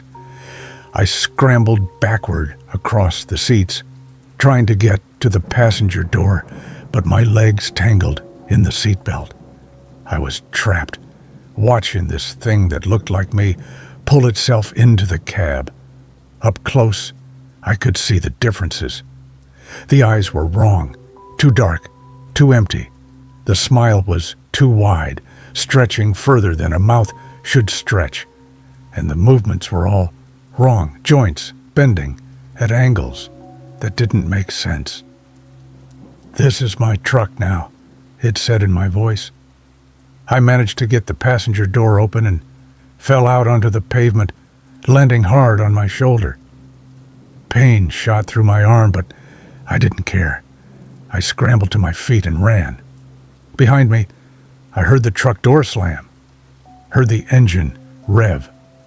The thing was going to run me down. I sprinted off the road into the trees, branches whipping my face, roots trying to trip me. The truck's headlights swung around, illuminating the forest in harsh white light. But instead of pursuing me, it turned back the way I'd come, back toward the exit. I ran for maybe 5 minutes before my lungs gave out and I collapsed against a tree, gasping for air. When I could finally breathe again, I looked back toward the road. Silence, darkness. My truck was gone. I pulled out my phone. Still no signal. I tried the flashlight app. Dead battery. The phone I'd picked up was in the truck. I was alone in the forest in total darkness, with no way to call for help. I started walking back toward where I thought the road was. After about 10 minutes of stumbling through brush, I found it. The pavement looked the same, but the construction cones were gone. The warning light was gone. Even the drag marks had vanished. And there, about 50 yards down the road, I could see my truck, parked on the shoulder, hazard lights flashing, engine running, driver's door open, exactly as I'd left it. I approached slowly, every instinct screaming at me to run the other way. But where would I go? I had no phone, no light, no way out except that truck. When I got close enough, I could see the cab was empty. No creature with my face, no driver at all. Just my empty seat, my coffee cup in the holder, my logbook on the dashboard. The phone I'd found was on the passenger seat where I'd tossed it. Everything was exactly as it should be, except I knew it wasn't. Something had happened. Something had taken my place in that truck, driven it back here and left it running, but why? What was it waiting for? I'm writing this on that phone now. It turned on when I picked it up, battery showing 43%. But when I tried to call 911, the call wouldn't connect. When I tried to text my wife, the message failed to send. The only thing that works is this notes app. So I'm writing everything down because I know what's about to happen. I can feel it. The same way you feel eyes on you in a dark room, the same way you know something is standing right behind you even though you can't see it. I'm sitting in my cab with the doors locked. But I know locks won't matter. Whatever is out there, whatever wore my face and drove my truck, it's coming back. The forest on both sides of the road has gotten darker in the last few minutes. Not gradually, but suddenly, like someone turned off a light. I can't see the trees anymore, just darkness pressing against the windows. I should drive. Should get back on I-79 and go as fast as this truck can manage. But something tells me it won't matter. That no matter how far I drive, I'll end up right back here on this nameless road that doesn't exist on any map. I can see movement now in that darkness. Shapes that aren't quite right. Figures that look almost human, but not quite. They're getting closer. The hazard lights keep flashing. The engine keeps running. And I keep sitting here because there's nowhere else to go. If someone finds this phone, tell my wife Linda that I love her and I'm sorry. I took that exit. Martin Reeves was reported missing on October 15th, 2024, when he failed to arrive at his delivery destination in Charleston. His truck was found on the shoulder of I-79 near mile marker 119, just south of Bridgeport, at approximately 6:15 a.m. by a passing motorist. The engine was running, hazard lights were on, and the cab was empty. The phone containing this text was on the driver's seat. West Virginia State Police investigated, but found no evidence of foul play. Cell tower records show Reeves's personal phone last pinged near exit 117 at 11:52 p.m., then went offline. The phone containing this account could not be traced to any owner and has been retained as evidence. No trace of Martin Reeves has been found. The following text was recovered from a phone found in the cab of an abandoned Peterbilt truck at a rest area off I-75 near Corbin, Kentucky, on December 9th, 2024. The phone belonged to driver James Hartley, reported missing that same evening. My name is James Hartley, and I need to write this down before I lose signal again or something worse happens. It's 9:34 p.m. and I'm parked at a rest area off I-75 near London, Kentucky. I've been a truck driver for 11 years, and I've never been this scared in my life. 2 hours ago, I stopped at the Pilot truck stop off exit 38 to fuel up and grab dinner. I was headed south to Atlanta with a load of automotive parts, making good time despite the cold December rain. I'd just finished eating when a man approached me in the parking lot, mid-40s, wearing a rain jacket and work boots, looking stressed. "Hey, I'm sorry to bother you," he said, "but I need a huge favor. That black trailer over there is blocking the fuel lane, and my partner took the keys with him when he went inside 20 minutes ago. I can't reach him. Could you just hook it up and move it to the back lot just for 5 minutes until he gets back?" He pointed to a black 53-foot dry van sitting at an angle near the diesel pumps. No company markings, no dot numbers visible, just plain black with a single security seal on the doors. I should have said no. Should have told him to call the truck stop manager, but he looked desperate, and it seemed like an easy favor. "Yeah, okay," I said. 5 minutes. I backed my truck up to the trailer and connected it, checking the lights and brakes. Everything seemed normal. I climbed back in the cab and started pulling forward toward the back lot. That's when I felt it. The weight. The trailer was heavy. Really heavy. My truck strained more than it should have for what was supposed to be an empty trailer. I checked my weight gauge, and it was showing 18,000 pounds on the drives. That trailer had at least 30,000 pounds in it, but the sealed doors meant it was supposed to be empty, or at least sealed from the last delivery.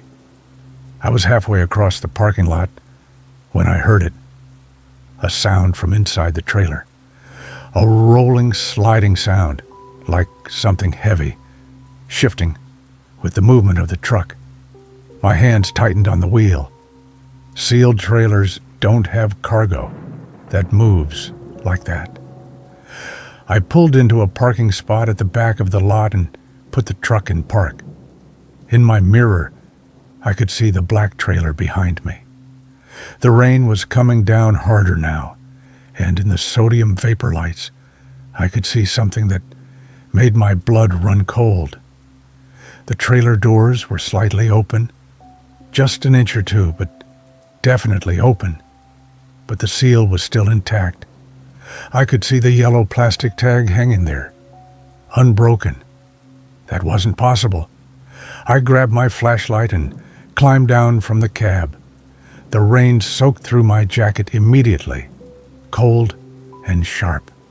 I walked around to the back of the trailer, my boots splashing through puddles. The seal was intact, but the doors were definitely opened slightly, like something had pushed them from the inside, just enough to create a gap, but not enough to break the seal mechanism. I pulled on the door handle. It was locked. The seal held, but I could see into the dark interior through that small gap. I shined my flashlight inside. The trailer wasn't empty. There were shapes in there, covered with tarps. But what made me drop the flashlight was what I saw on the inside of the door. Scratch marks, deep gouges in the metal, like someone had clawed at it with their fingernails. And hanging from one of the tie-down hooks was a piece of cloth, white fabric stained with something dark. It looked like medical gauze. My heart was pounding so hard I could hear it over the rain. I bent down to pick up my flashlight, and that's when I heard the vehicle approaching fast behind me. I turned and saw a red Dodge pickup truck pulling up, headlights blazing. 2 men got out. Not the guy who'd asked me to move the trailer. Different men, bigger. One of them was holding something in his hand that glinted in the light. A gun. "Step away from the trailer," the first one said. "Listen, I was just helping someone move this. Step away. Now." The second man moved around to my left, cutting off my path back to my cab. They were boxing me in against the trailer. "We're taking the trailer," the first man said. "Give us your keys." "I don't have keys to the trailer. Someone else. Your truck keys, now." That's when I understood. This was a setup. The guy who'd asked me to move the trailer, these 2 men, the whole thing was planned. They wanted my truck, or they wanted me to haul something in that trailer, or both. And whatever was in that trailer, whatever had left those scratch marks and that bloody gauze, they didn't want anyone to see it. The second man lunged at me. I dodged left, and his hand caught my jacket, pulling me off balance. I went down hard on the wet pavement, the impact driving the air from my lungs. "Don't make this harder," the first man said, walking toward me. I kicked out, catching him in the shin. He stumbled back with a curse. I scrambled to my feet and ran, not away from my truck, toward it. I could hear them chasing me, boots pounding on the pavement. I reached the driver's door and yanked it open, diving inside. My fingers hit the door lock just as the first man grabbed the handle. He was screaming something, but I couldn't hear it over the blood pounding in my ears. I started the engine and threw the truck into gear. The trailer was still attached. I should have released it, should have left it there. But I wasn't thinking clearly. I just wanted to get away. I punched the accelerator and the truck lurched forward, tires spinning on the wet pavement. Behind me, I could see the 2 men running back to their pickup. I got back onto I-75 heading south, pushing the truck as fast as I dared in the rain. The red pickup was following me about a quarter-mile back, its headlights visible every time I checked my mirrors. I tried my phone. No signal. I tried my CB radio. Nothing but static. I was passing through London when I felt it. The trailer weight changed. Suddenly, dramatically, the truck lurched forward like someone had cut a rope that was holding me back. My weight gauge dropped from 18,000 pounds to barely 6,000. The trailer was empty, or almost empty. Whatever had been in there, whatever had weighed 30,000 pounds and made those terrible scratching sounds, was gone. I checked my mirrors. The trailer was still attached, doors still closed, seal still intact. But the weight was gone. The red pickup was getting closer. I took exit 25 without signaling, a sharp turn that made the empty trailer swing dangerously. The pickup followed. I pulled into a rest area hoping to find other people, police, anyone. The parking lot was nearly empty. Just 3 other trucks, all dark, drivers sleeping. I parked and locked my doors.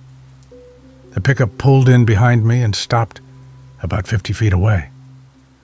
The 2 men got out and just stood there in the rain, watching my truck. They didn't approach, didn't try to break in, just stood there, waiting. I'm writing this now because I don't know what else to do. My phone has 1 bar of signal, but calls won't connect. This Notes app is the only thing that works. I've been sitting here for 30 minutes. The 2 men are still out there, still watching, and I can hear something now. A sound from the trailer behind me. Not the rolling, sliding sound from before. Something else. Scratching from the outside of the trailer, like fingernails on metal. But there's nothing there when I look in the mirrors. Just the empty parking lot and the rain, and those 2 men standing perfectly still in the downpour, like they're made of stone. I'm going to make a run for one of the other trucks. I'm going to try to get help. This is my last chance, because the scratching is getting louder, and it's moving along the length of the trailer toward my cab. Whatever was in that trailer, whatever I released when the weight disappeared, it's here now, and it's coming for me. James Hartley was reported missing on December 9th, 2024. His truck was found at the rest area off I-75 near Corbin at approximately 11:45 p.m. by a state trooper conducting routine patrol. The engine was running. The driver's door was locked from the inside, but the cab was empty. The black trailer attached to his truck was found abandoned 4 days later on a logging road near Daniel Boone National Forest. The trailer was empty, except for what forensic analysis confirmed to be human blood on the interior walls. The security seal was intact and unbroken. No trace of James Hartley has been found. Kentucky State Police are investigating possible connections to 3 other missing truck drivers on the Bobby's 75 corridor over the past 14 months. My name is Daniel Cross, and I've been a truck driver for 17 years. In all that time, I've never believed in ghosts, curses, or anything supernatural. I believed in brake systems, tire pressure, and load distribution. I believed in what I could see, touch, and fix with my own 2 hands. I don't know what I believe anymore. It started on November 14th at a rest area off I-75 near London, Kentucky. I'd been hauling electronics from Lexington to Chattanooga, and I was exhausted. The rest area was one of those lonely, half-forgotten places with 3 parking spots, broken lights, and no facilities except a rusted porta-potty that looked like it hadn't been serviced in months. But I needed sleep, so I pulled in around 11 p.m., killed the engine, and locked the doors. I was just drifting off when I heard it. Knock, knock, knock, knock, knock, knock, knock. 7 knocks on my driver's side door. Deliberate, evenly spaced, not aggressive, but insistent. I sat up, heart already pounding. Through the window, I could see nothing but darkness.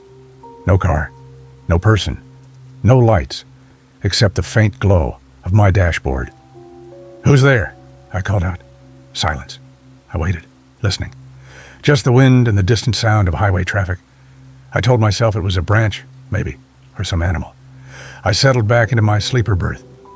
1 minute later, knock, knock, knock, knock, knock, Knock, knock, 7 knocks, same rhythm, same door. I grabbed my flashlight and shined it out the window. Nothing. The beam cut through empty darkness, illuminating scrub brush and cracked pavement, and nothing else. "Go away," I shouted.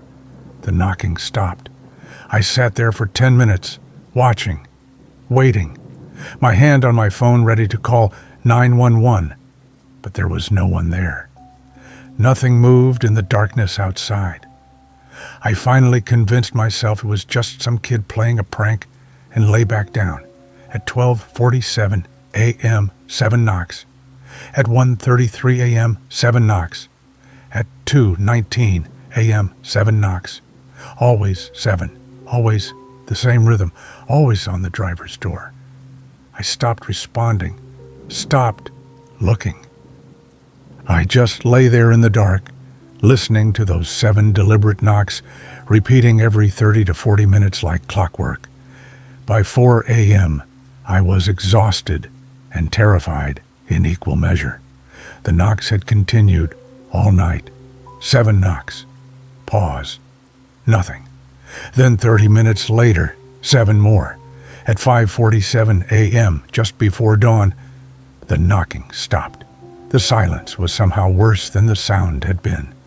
I waited until full daylight before I opened the door. My hands were shaking as I turned the handle and pushed it open. On the step below, my door was a pack of Marlboro cigarettes and a folded piece of paper. I don't smoke. I've never smoked. I picked up the paper with trembling fingers and unfolded it. 5 words written in block letters with black marker. "You should have opened." My blood went cold. I looked around the rest area. Empty. No other vehicles. No footprints in the dirt except the ones I'd made the night before when I'd walked to the porta potty. I crumpled the note and threw it in the trash. Probably just some punk kid trying to scare truckers. I climbed back into the cab, started the engine, and prepared to leave. That's when I saw it. On the back wall of my sleeper berth, scratched into the vinyl upholstery with something sharp, was a single word. Today. The letters were fresh, the vinyl torn and curled where they'd been carved, but I'd been in the sleeper all night. The doors had been locked. No one could have gotten in, unless they were already inside. I searched every inch of that cab, under the seats, in the storage compartments, behind the curtains. Nothing. No one. I was alone. But someone had been in there with me while I'd listened to those 7 knocks. Someone had carved that word while I'd been lying 3 feet away in the dark. I should have called the police, should have reported it. But what would I say? Someone knocked on my door and left a cigarette pack and scratched a word in my cab? They'd think I was crazy or high or both. So I did what truckers do. I drove south on I-75 through the morning traffic, trying to convince myself it was all just an elaborate prank. The Marlboros, the note, the scratched word, probably teenagers with too much time and not enough sense. But I couldn't shake the feeling that something was wrong. The word kept echoing in my head. Today. Around noon, I was approaching the mountain pass near Corbin, a steep, winding grade with sharp curves and a long descent. I knew the road well. I'd driven it 100 times. I touched the brake pedal as I started down the grade. The truck slowed, but not as much as it should have. I pressed harder. The pedal went down further, but the braking power felt weak, mushy. My heart started pounding. I pumped the brakes. They responded, but barely, like the pressure was bleeding off somewhere. I wasn't losing brakes completely. If I was, I'd have gone straight to the runaway truck ramp. But this was worse somehow.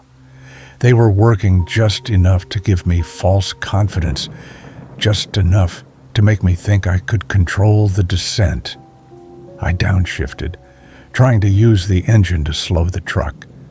But I was picking up speed, the trailer pushing me from behind, the curves coming up faster than I wanted. That's when I saw the silver Honda Accord ahead of me. It was in my lane, going slower than traffic, maybe 50 miles per hour on a road where everyone else was doing 65. I moved into the left lane to pass. The Honda moved left too, directly in front of me, cutting me off. I hit the brakes hard. The pedal went nearly to the floor. The truck slowed, but not fast enough. I was going to rear-end them. I swerved right, back into my original lane. The Honda swerved right too, staying directly ahead of me, matching my movements exactly. It was deliberate. They were forcing me into a situation where I'd either have to hit them or lose control on the curve. I laid on my air horn. The Honda didn't move. I could see the driver now in my high-angle view. A man, dark coat, pale face, turned back to look at me, and he was smiling. The curve was coming up fast. 40 miles per hour, recommended speed, and I was doing 60 with failing brakes and a car actively blocking my path. I made a choice. I jerked the wheel hard right, aiming for the shoulder, hoping to scrub off speed on the rumble strips and gravel. The truck's wheels hit the shoulder and the whole rig shuddered violently. The trailer started to swing, jackknife forming. I fought the wheel, trying to keep it straight, but the physics were against me. The truck went sideways across both lanes. I saw the Honda swerve around me, somehow staying in control, and then it was past me and gone. My truck hit the guardrail at 45 miles per hour. The metal screamed and tore. The cab tilted as the wheels on the right side climbed the rail. For one terrible moment, I thought the whole rig was going over the side into the ravine below. Then the wheels dropped back onto the pavement with a bone-jarring crash. The truck came to a stop diagonally across both lanes, steam hissing from the damaged radiator, but upright. I sat there shaking, unable to move, unable to think. I was alive. Somehow, impossibly, I was alive. Other vehicles were stopping. People were running toward my truck, asking if I was okay. A state trooper arrived 7 minutes later. I told him everything. The silver Honda that had cut me off. The driver who'd been smiling. The brake failure that wasn't quite a failure. They checked my truck. The brake line had a slow leak, probably from a small puncture. Nothing catastrophic, but enough to cause exactly the kind of mushy, insufficient braking I'd experienced. The mechanic who looked at it said it looked like someone had put a small hole in the line with something sharp. An ice pick, maybe, or a nail. They searched for the Honda, checked traffic cameras, interviewed witnesses. 3 people had seen a silver car near my truck before the incident, but none of them had gotten a plate number. And the car had simply vanished after passing me on the shoulder. No registration matched the description in the area. No traffic cameras had captured it. It was like it had never existed. 2 days later, while I was at the repair shop getting my truck fixed, the mechanic found something else. Behind the driver's seat, wedged into a gap in the upholstery, was a small card, white cardstock with 7 black dots printed on it in a circle, like the pattern you'd see on dice that add up to 7. On the back, in the same block letters as the note, "Next time." I reported it to the police. They took it as evidence, filed it with the rest of the case, but there was nothing they could do. No fingerprints, no DNA, just a card and a threat. I quit driving 6 weeks later. Couldn't do it anymore. Every knock on my door, every car that got too close, every brake that felt slightly off, sent me into a panic. My wife says I wake up at night, counting, always to 7. The police never found who tampered with my brakes or who left those messages. The case is still open, but inactive. Sometimes I wonder what would have happened if I'd opened the door that night, if I'd faced whatever was doing the knocking instead of hiding. Would it have been worse? Or would opening the door have somehow broken whatever curse or game or test it was? I don't know, and I'm terrified to find out. Because last week I heard it again. I was sleeping in my house, in my own bed, 200 miles from that rest area. And at 2 a.m. I heard 7 knocks on my bedroom door. I didn't open it. I'm not sure I ever will. My name is Michael Warren, and I've been hauling freight through Pennsylvania for 13 years. I know every mile of I-99 through the Appalachian region, every truck stop between State College and Altoona. I thought I knew all the risks too, ice, fog, deer, drunk drivers, but I'd never heard about the white ribbons until it was too late. It started on October 21st. I just finished a delivery in Altoona and was parked at the TA truck stop off exit 41, filling out paperwork before heading to my next pickup in Harrisburg. When I reached up to adjust my rearview mirror, I saw it, a white ribbon tied in a perfect bow around the mirror stem. Satin, maybe 2 inches wide, the kind you'd see on a gift or wedding decoration. I stared at it, confused. It definitely hadn't been there when I'd parked 20 minutes earlier. I would have noticed something like that. I always check my mirrors. I untied it and held it in my hand, looking around the cab for any sign of how it got there. My doors had been locked. The windows were closed. No one could have gotten in. Maybe it had been there all along and I just hadn't noticed. But no, I was meticulous about my truck.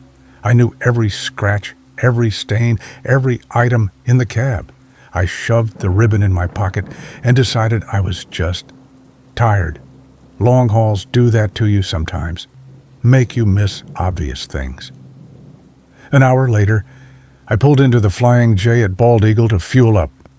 While I was pumping diesel, I noticed 3 other trucks in the lot, 2 Peterbilts and a Kenworth.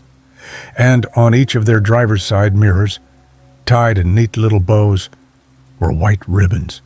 My skin went cold. I walked over to the nearest truck, an older Peterbilt with Ohio plates. The driver, a gray-haired man in his 60s, was doing his pre-trip inspection. "Excuse me," I said, "that ribbon on your mirror. What's it mean?" He looked at me, then at my truck, then back at me. His expression changed. "You got one too?" I did. "Took it off." His face went pale. "You took it off?" "Yeah, why? What is it?" He glanced around the parking lot nervously. "Listen to me carefully. If the ribbon appears, you've been marked. You don't take it off. You don't touch it. You drive to the nearest police station and you park under lights and you wait." Marked for what? Nobody knows exactly. Some say it's a gang that targets truckers. Some say it's worse, but drivers who get marked and take the ribbon off, they disappear. Or their trucks get found empty with blood inside. Or they have accidents that shouldn't have happened. He grabbed my arm. "Put it back. Right now. Wherever you put it, tie it back on your mirror." I threw it away. "Then get another one. Go to a store. Buy ribbon. Tie it on. Make it look the same and pray they don't notice." "This is insane. It's just a piece of fabric." Bobby Hendricks, Jake Morrison, Carl Delaney. You can look them up. All drove this route. All had ribbons. All gone now. He let go of my arm. I'm keeping mine on until I get home to Ohio. Then I'm never driving through Pennsylvania again. He climbed into his truck and drove away without another word. I stood there in the diesel fumes, trying to process what he'd said. It had to be superstition. Truck drivers were famous for their superstitions and urban legends. The phantom hitchhiker, the black dog, the ghostly truck that runs you off the road. But 3 names. 3 specific names of missing drivers. I went inside and bought a spool of white ribbon from the gift section. In my truck, I tied it around the rearview mirror in as close to the original bow as I could manage. It looked wrong, too loose, wrong angle, but it was the best I could do. I drove south on OI-99 toward my pickup, watching my mirrors constantly, jumping at every car that got too close, every truck that passed me. Nothing happened. I made my pickup in Harrisburg and headed back north. By the time I stopped for the night at a rest area near Tyrone, I'd almost convinced myself the old driver had been messing with me. I parked in a well-lit spot near the main building, locked my doors, and climbed into the sleeper berth. I was exhausted. The paranoia had worn me out more than the driving. I was half asleep when I heard it. A quiet, metallic click, then a scraping sound. Someone was trying to open my exterior storage compartment. I was fully awake instantly, heart hammering. I grabbed the tire iron I kept behind the driver's seat and moved quietly toward the driver's door. The scraping continued. Whoever was out there was picking the lock on my storage box. I threw open the door and jumped out, tire iron raised. Get away from my truck. A figure in dark clothing bolted from the side of my truck, running toward the tree line at the edge of the rest area. I couldn't see their face, couldn't even tell if it was a man or woman.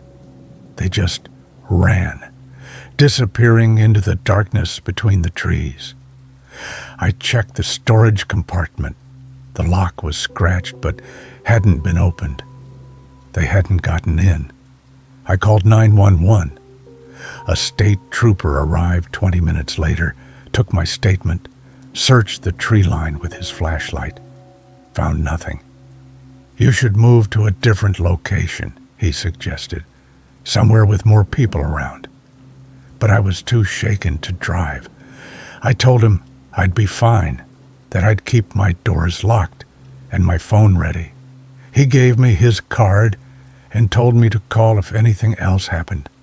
I didn't sleep that night, just sat in the driver's seat, tire iron across my lap, watching the darkness. At dawn, I heard sirens.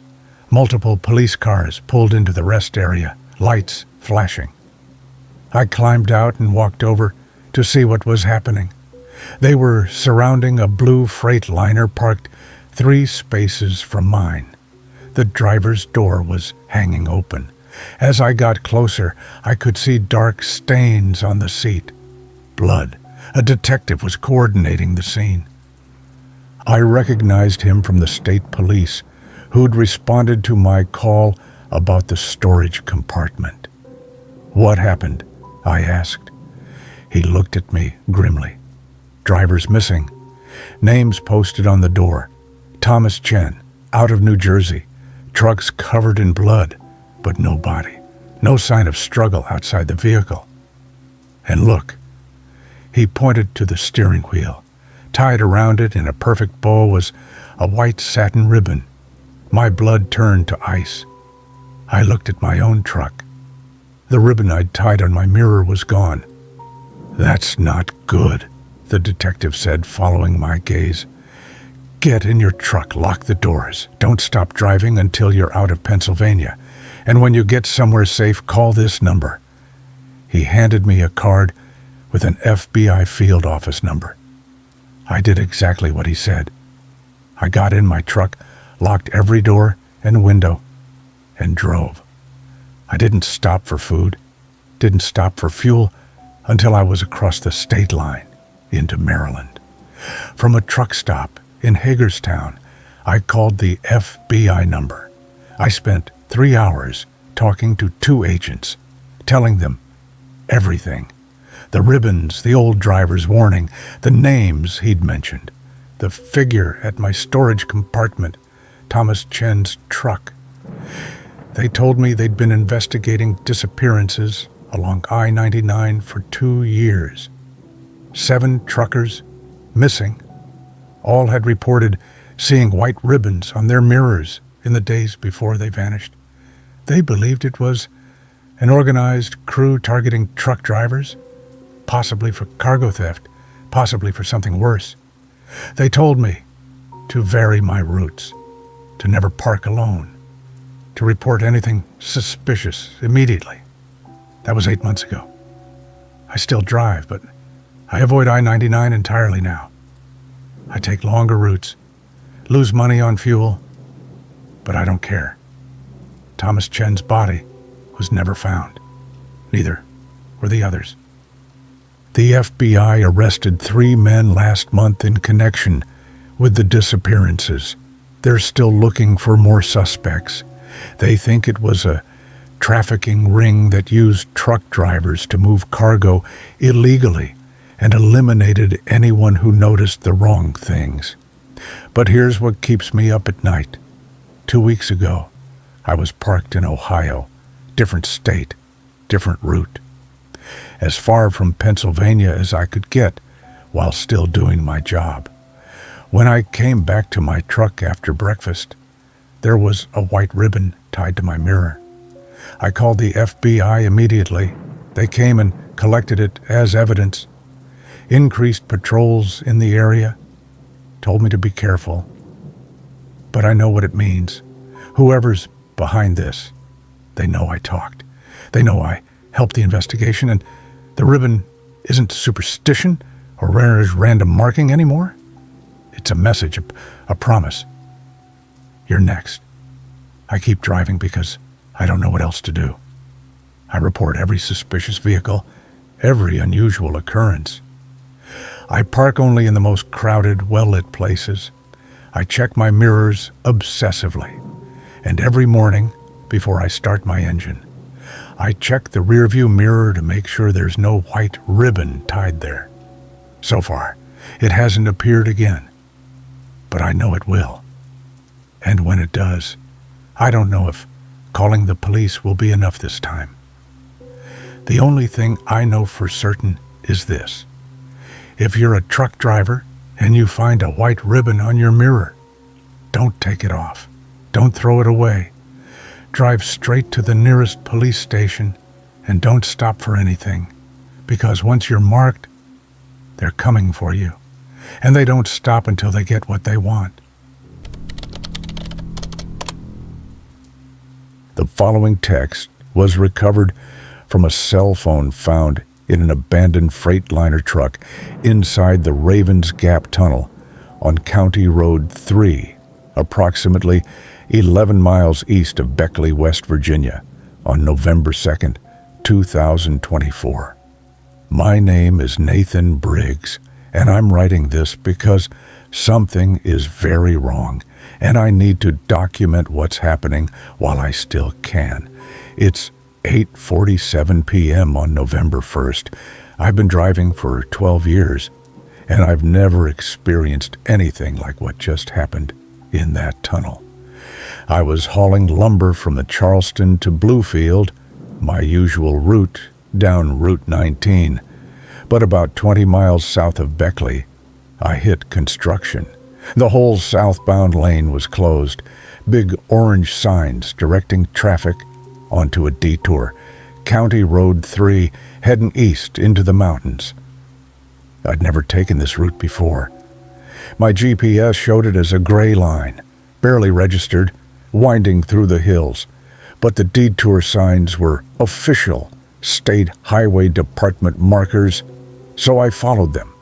The road got narrower as I climbed into the mountains.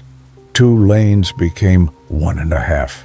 The trees pressed in close on both sides, their branches forming a canopy that blocked out the last light of dusk.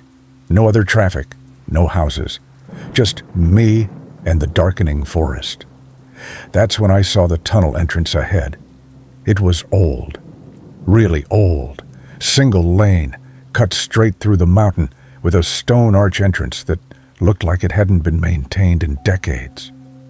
A faded sign read, Raven's Gap Tunnel, 1.2 miles. I slowed down, checking for oncoming traffic. Nothing. The tunnel mouth was completely dark, no lights inside. But I could see the exit at the far end, a small circle of gray twilight. I shifted down and entered.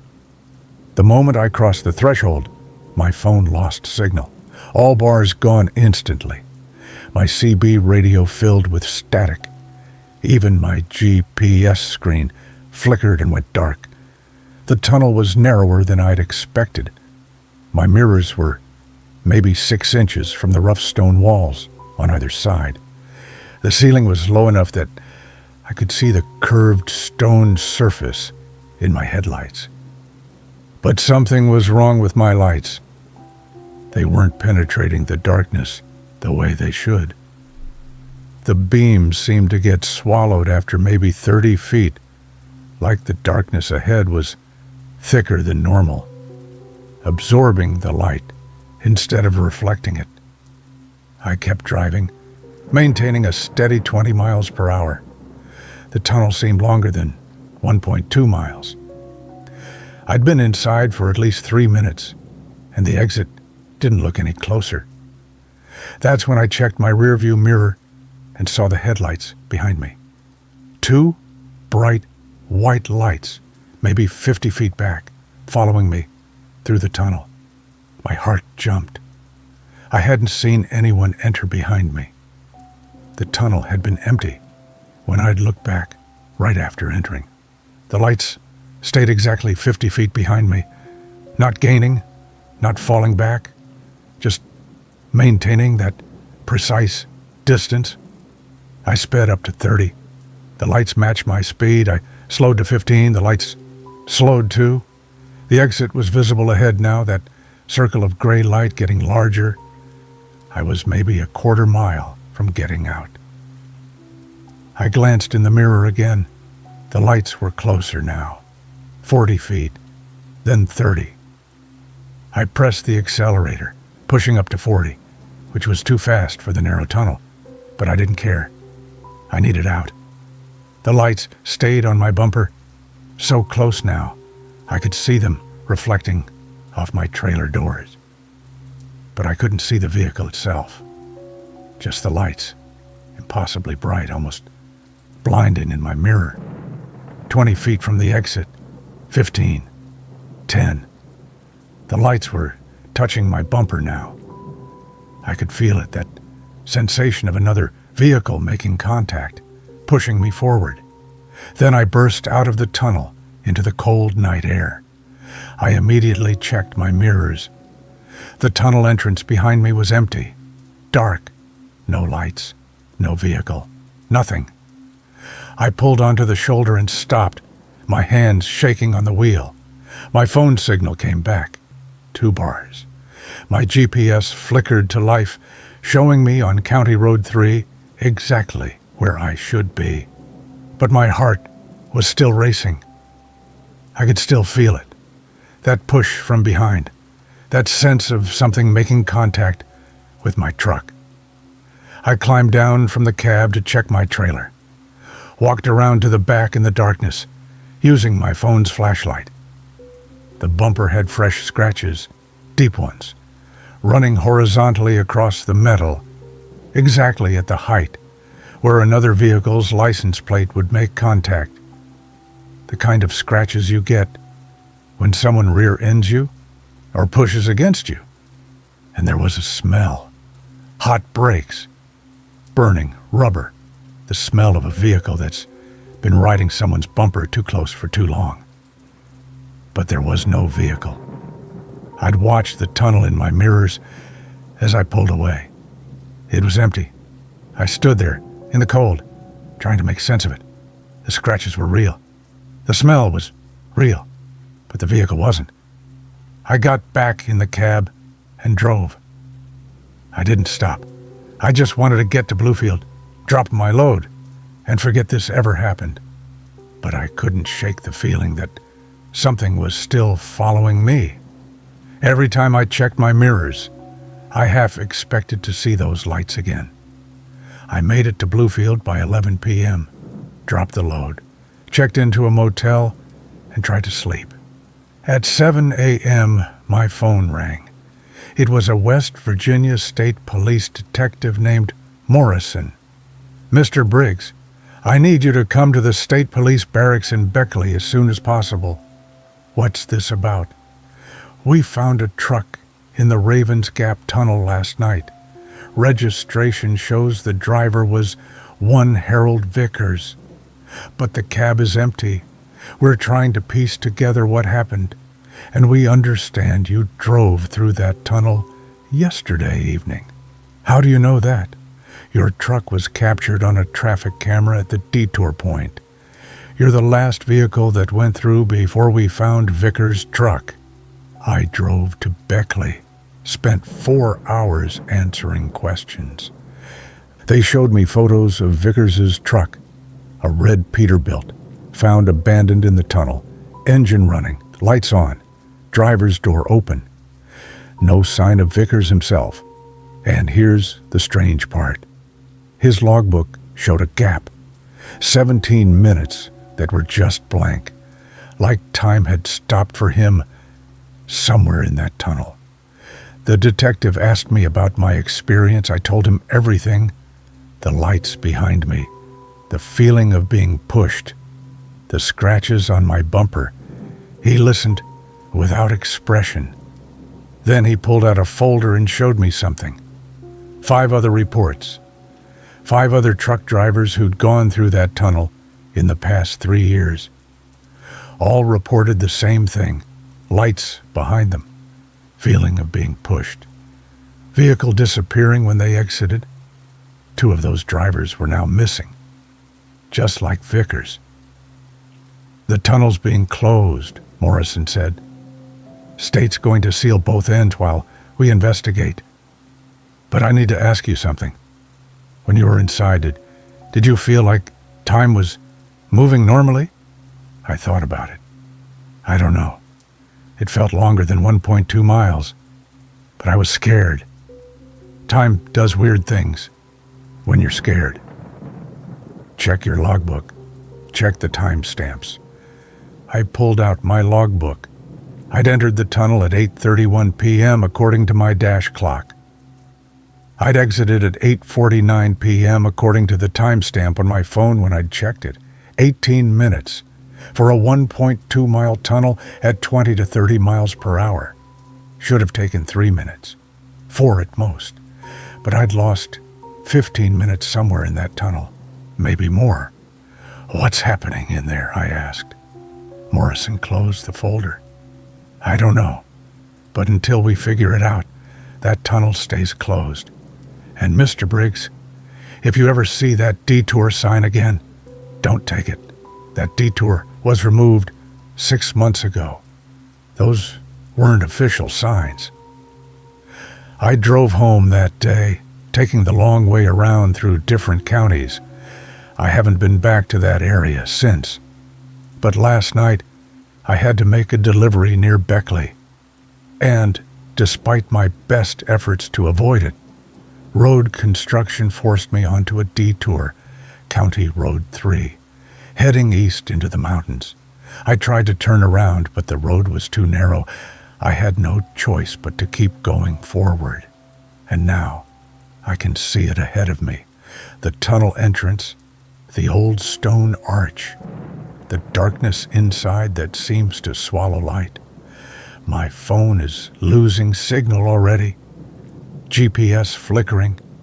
I'm going to keep writing as long as I can, because I need someone to know that I didn't want to go back in there. The tunnel mouth is getting closer. 50 feet. 30. 20. I can see something in my rearview mirror now. Headlights. But I haven't seen any traffic behind me for the past 10 miles. The lights are bright, too bright, and they're getting closer, even though I haven't slowed down. I'm entering the tunnel now. Nathan Briggs was reported missing on November 10th, 2024, when he failed to deliver his load to a warehouse in Princeton, West Virginia. His truck was found on November 11th inside the Ravens Gap Tunnel on County Road 3, engine running, driver's door open. The cab was empty. His logbook showed a 17-minute gap in the timeline. This phone was found on the driver's seat with the text file still open. The Ravens Gap Tunnel was permanently sealed by the state of West Virginia on December 1st, 2024. Nathan Briggs has not been found. The following text was found on a phone discovered on the front seat of an abandoned Volvo semi-truck on I-81 near Marion, Virginia, on October 18, 2024. The truck was parked against a guardrail with the engine off and doors unlocked. My name is Kevin Masters, and I'm writing this because I need someone to understand what's happening. It's 2:47 a.m. on October 18th, and I'm driving south on I-81 near Abingdon, Virginia, and something is very wrong. It started 6 hours ago at the Pilot truck stop off exit 14 in Marion. I'd been hauling auto parts from Roanoke to Knoxville, and I needed a shower and hot meal before the final push through the mountains. The shower facilities were nearly empty, just me and one other guy. He was young, maybe mid-20s, thin with nervous eyes. I noticed him because of how he moved, constantly looking over his shoulder, jumping at every sound. When he reached up to turn on the water, I saw his left wrist. There were numbers written on it in black marker, fresh, bold numbers. 1,147. He caught me looking and quickly pulled his sleeve down, but not before I saw his expression change to pure fear. I finished my shower and got dressed. He was gone by the time I left the stall. I didn't think much of it at first. Plenty of people write reminders on their hands. I was walking back to my truck when I saw him again. He was standing near the diesel pumps, watching the parking lot entrance, like he expected someone to arrive. When he saw me, he walked over quickly. "Hey man, I need a huge favor," he said, his voice tight with panic. "I need a ride, just to the next city, just anywhere south of here. I don't take passengers," I said. "Company policy. Please, I can pay you. I just really need to get out of here." Something about him set off alarm bells. The way he wouldn't make eye contact, the way he kept his left wrist hidden, the way he said the next city without naming it. "Where exactly are you trying to go?" I asked. "Bristol. No, wait. I mean Kingsport, or wherever you're headed." "So it doesn't matter. You don't know where you're going?" "I just need to leave, please." I looked past him toward the truck stop entrance. There were security cameras everywhere, and he was deliberately standing in the one blind spot between two light poles. "Sorry, I can't help you," I said, walking toward my truck. "You're making a mistake," he called after me, but I didn't turn around. I climbed into my cab, locked the doors, and sat there for a minute. Through the window, I could see him still standing by the pumps, now talking on a cell phone. His body language was frantic, scared. Part of me felt guilty for not helping, but my gut told me something was very wrong with that situation. I started the engine and pulled out of the parking lot. In my rearview mirror, I saw him watching me leave. About 20 minutes later, I stopped at a rest area to check my load straps. Everything was secure. I walked around to the driver's side to do a final mirror check. That's when I saw it. On my driver's side mirror, written in black marker, in the same bold handwriting I'd seen on that guy's wrist, was a number. 1147. The exact same number. My blood went cold. I looked around the rest area. 2 other trucks parked, both dark. A minivan near the restrooms. No one walking around. No one who could have written on my mirror. I tried to wipe it off with my sleeve, but the marker was fresh and just smeared. I grabbed a rag from my cab and scrubbed harder.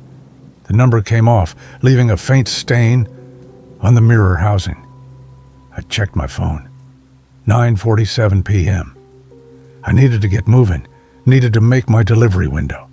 I pushed down the fear and got back on the highway, but I couldn't shake the feeling that something bad was coming. I made it another hour south, past Abingdon, into the dark mountain stretch where I-81 winds through the valleys. Traffic was light, just a few cars here and there. At 11:03 p.m., I pulled into a truck stop near 7 Mile Ford to fuel up. The place was nearly deserted. I filled up fast and went inside to pay. When I came back out, I checked the mirror again. The faint stain was still there, but no new numbers. I was climbing into the cab when I heard footsteps behind me. Fast footsteps, running. I spun around and saw a figure in dark clothing sprinting across the parking lot toward the woods. I couldn't see their face, but something about the way they moved seemed familiar. I locked my doors and left immediately. By midnight, I was back on I-81, pushing toward the Tennessee border. The highway was empty now, just me and the darkness and the occasional pair of headlights going the opposite direction. That's when I heard the knock. 3 sharp raps on my driver's door. Impossible because I was doing 65 miles per hour. I nearly swerved off the road. My heart was slamming against my ribs. I looked at the door. Nothing there. Just the dark window reflecting my own terrified face. Then I heard the voice. Quiet, almost a whisper, but clear enough to understand. Your number matched. I screamed and hit the accelerator, pushing the truck up to 75. The voice didn't come again, but I could feel something wrong in the cab now. The air felt heavier, colder. I grabbed my phone to call 911. No signal. I was in the mountains, in a dead zone. I'd have signal again in a few miles. I checked my mirrors. The road behind me was dark. Then I saw it.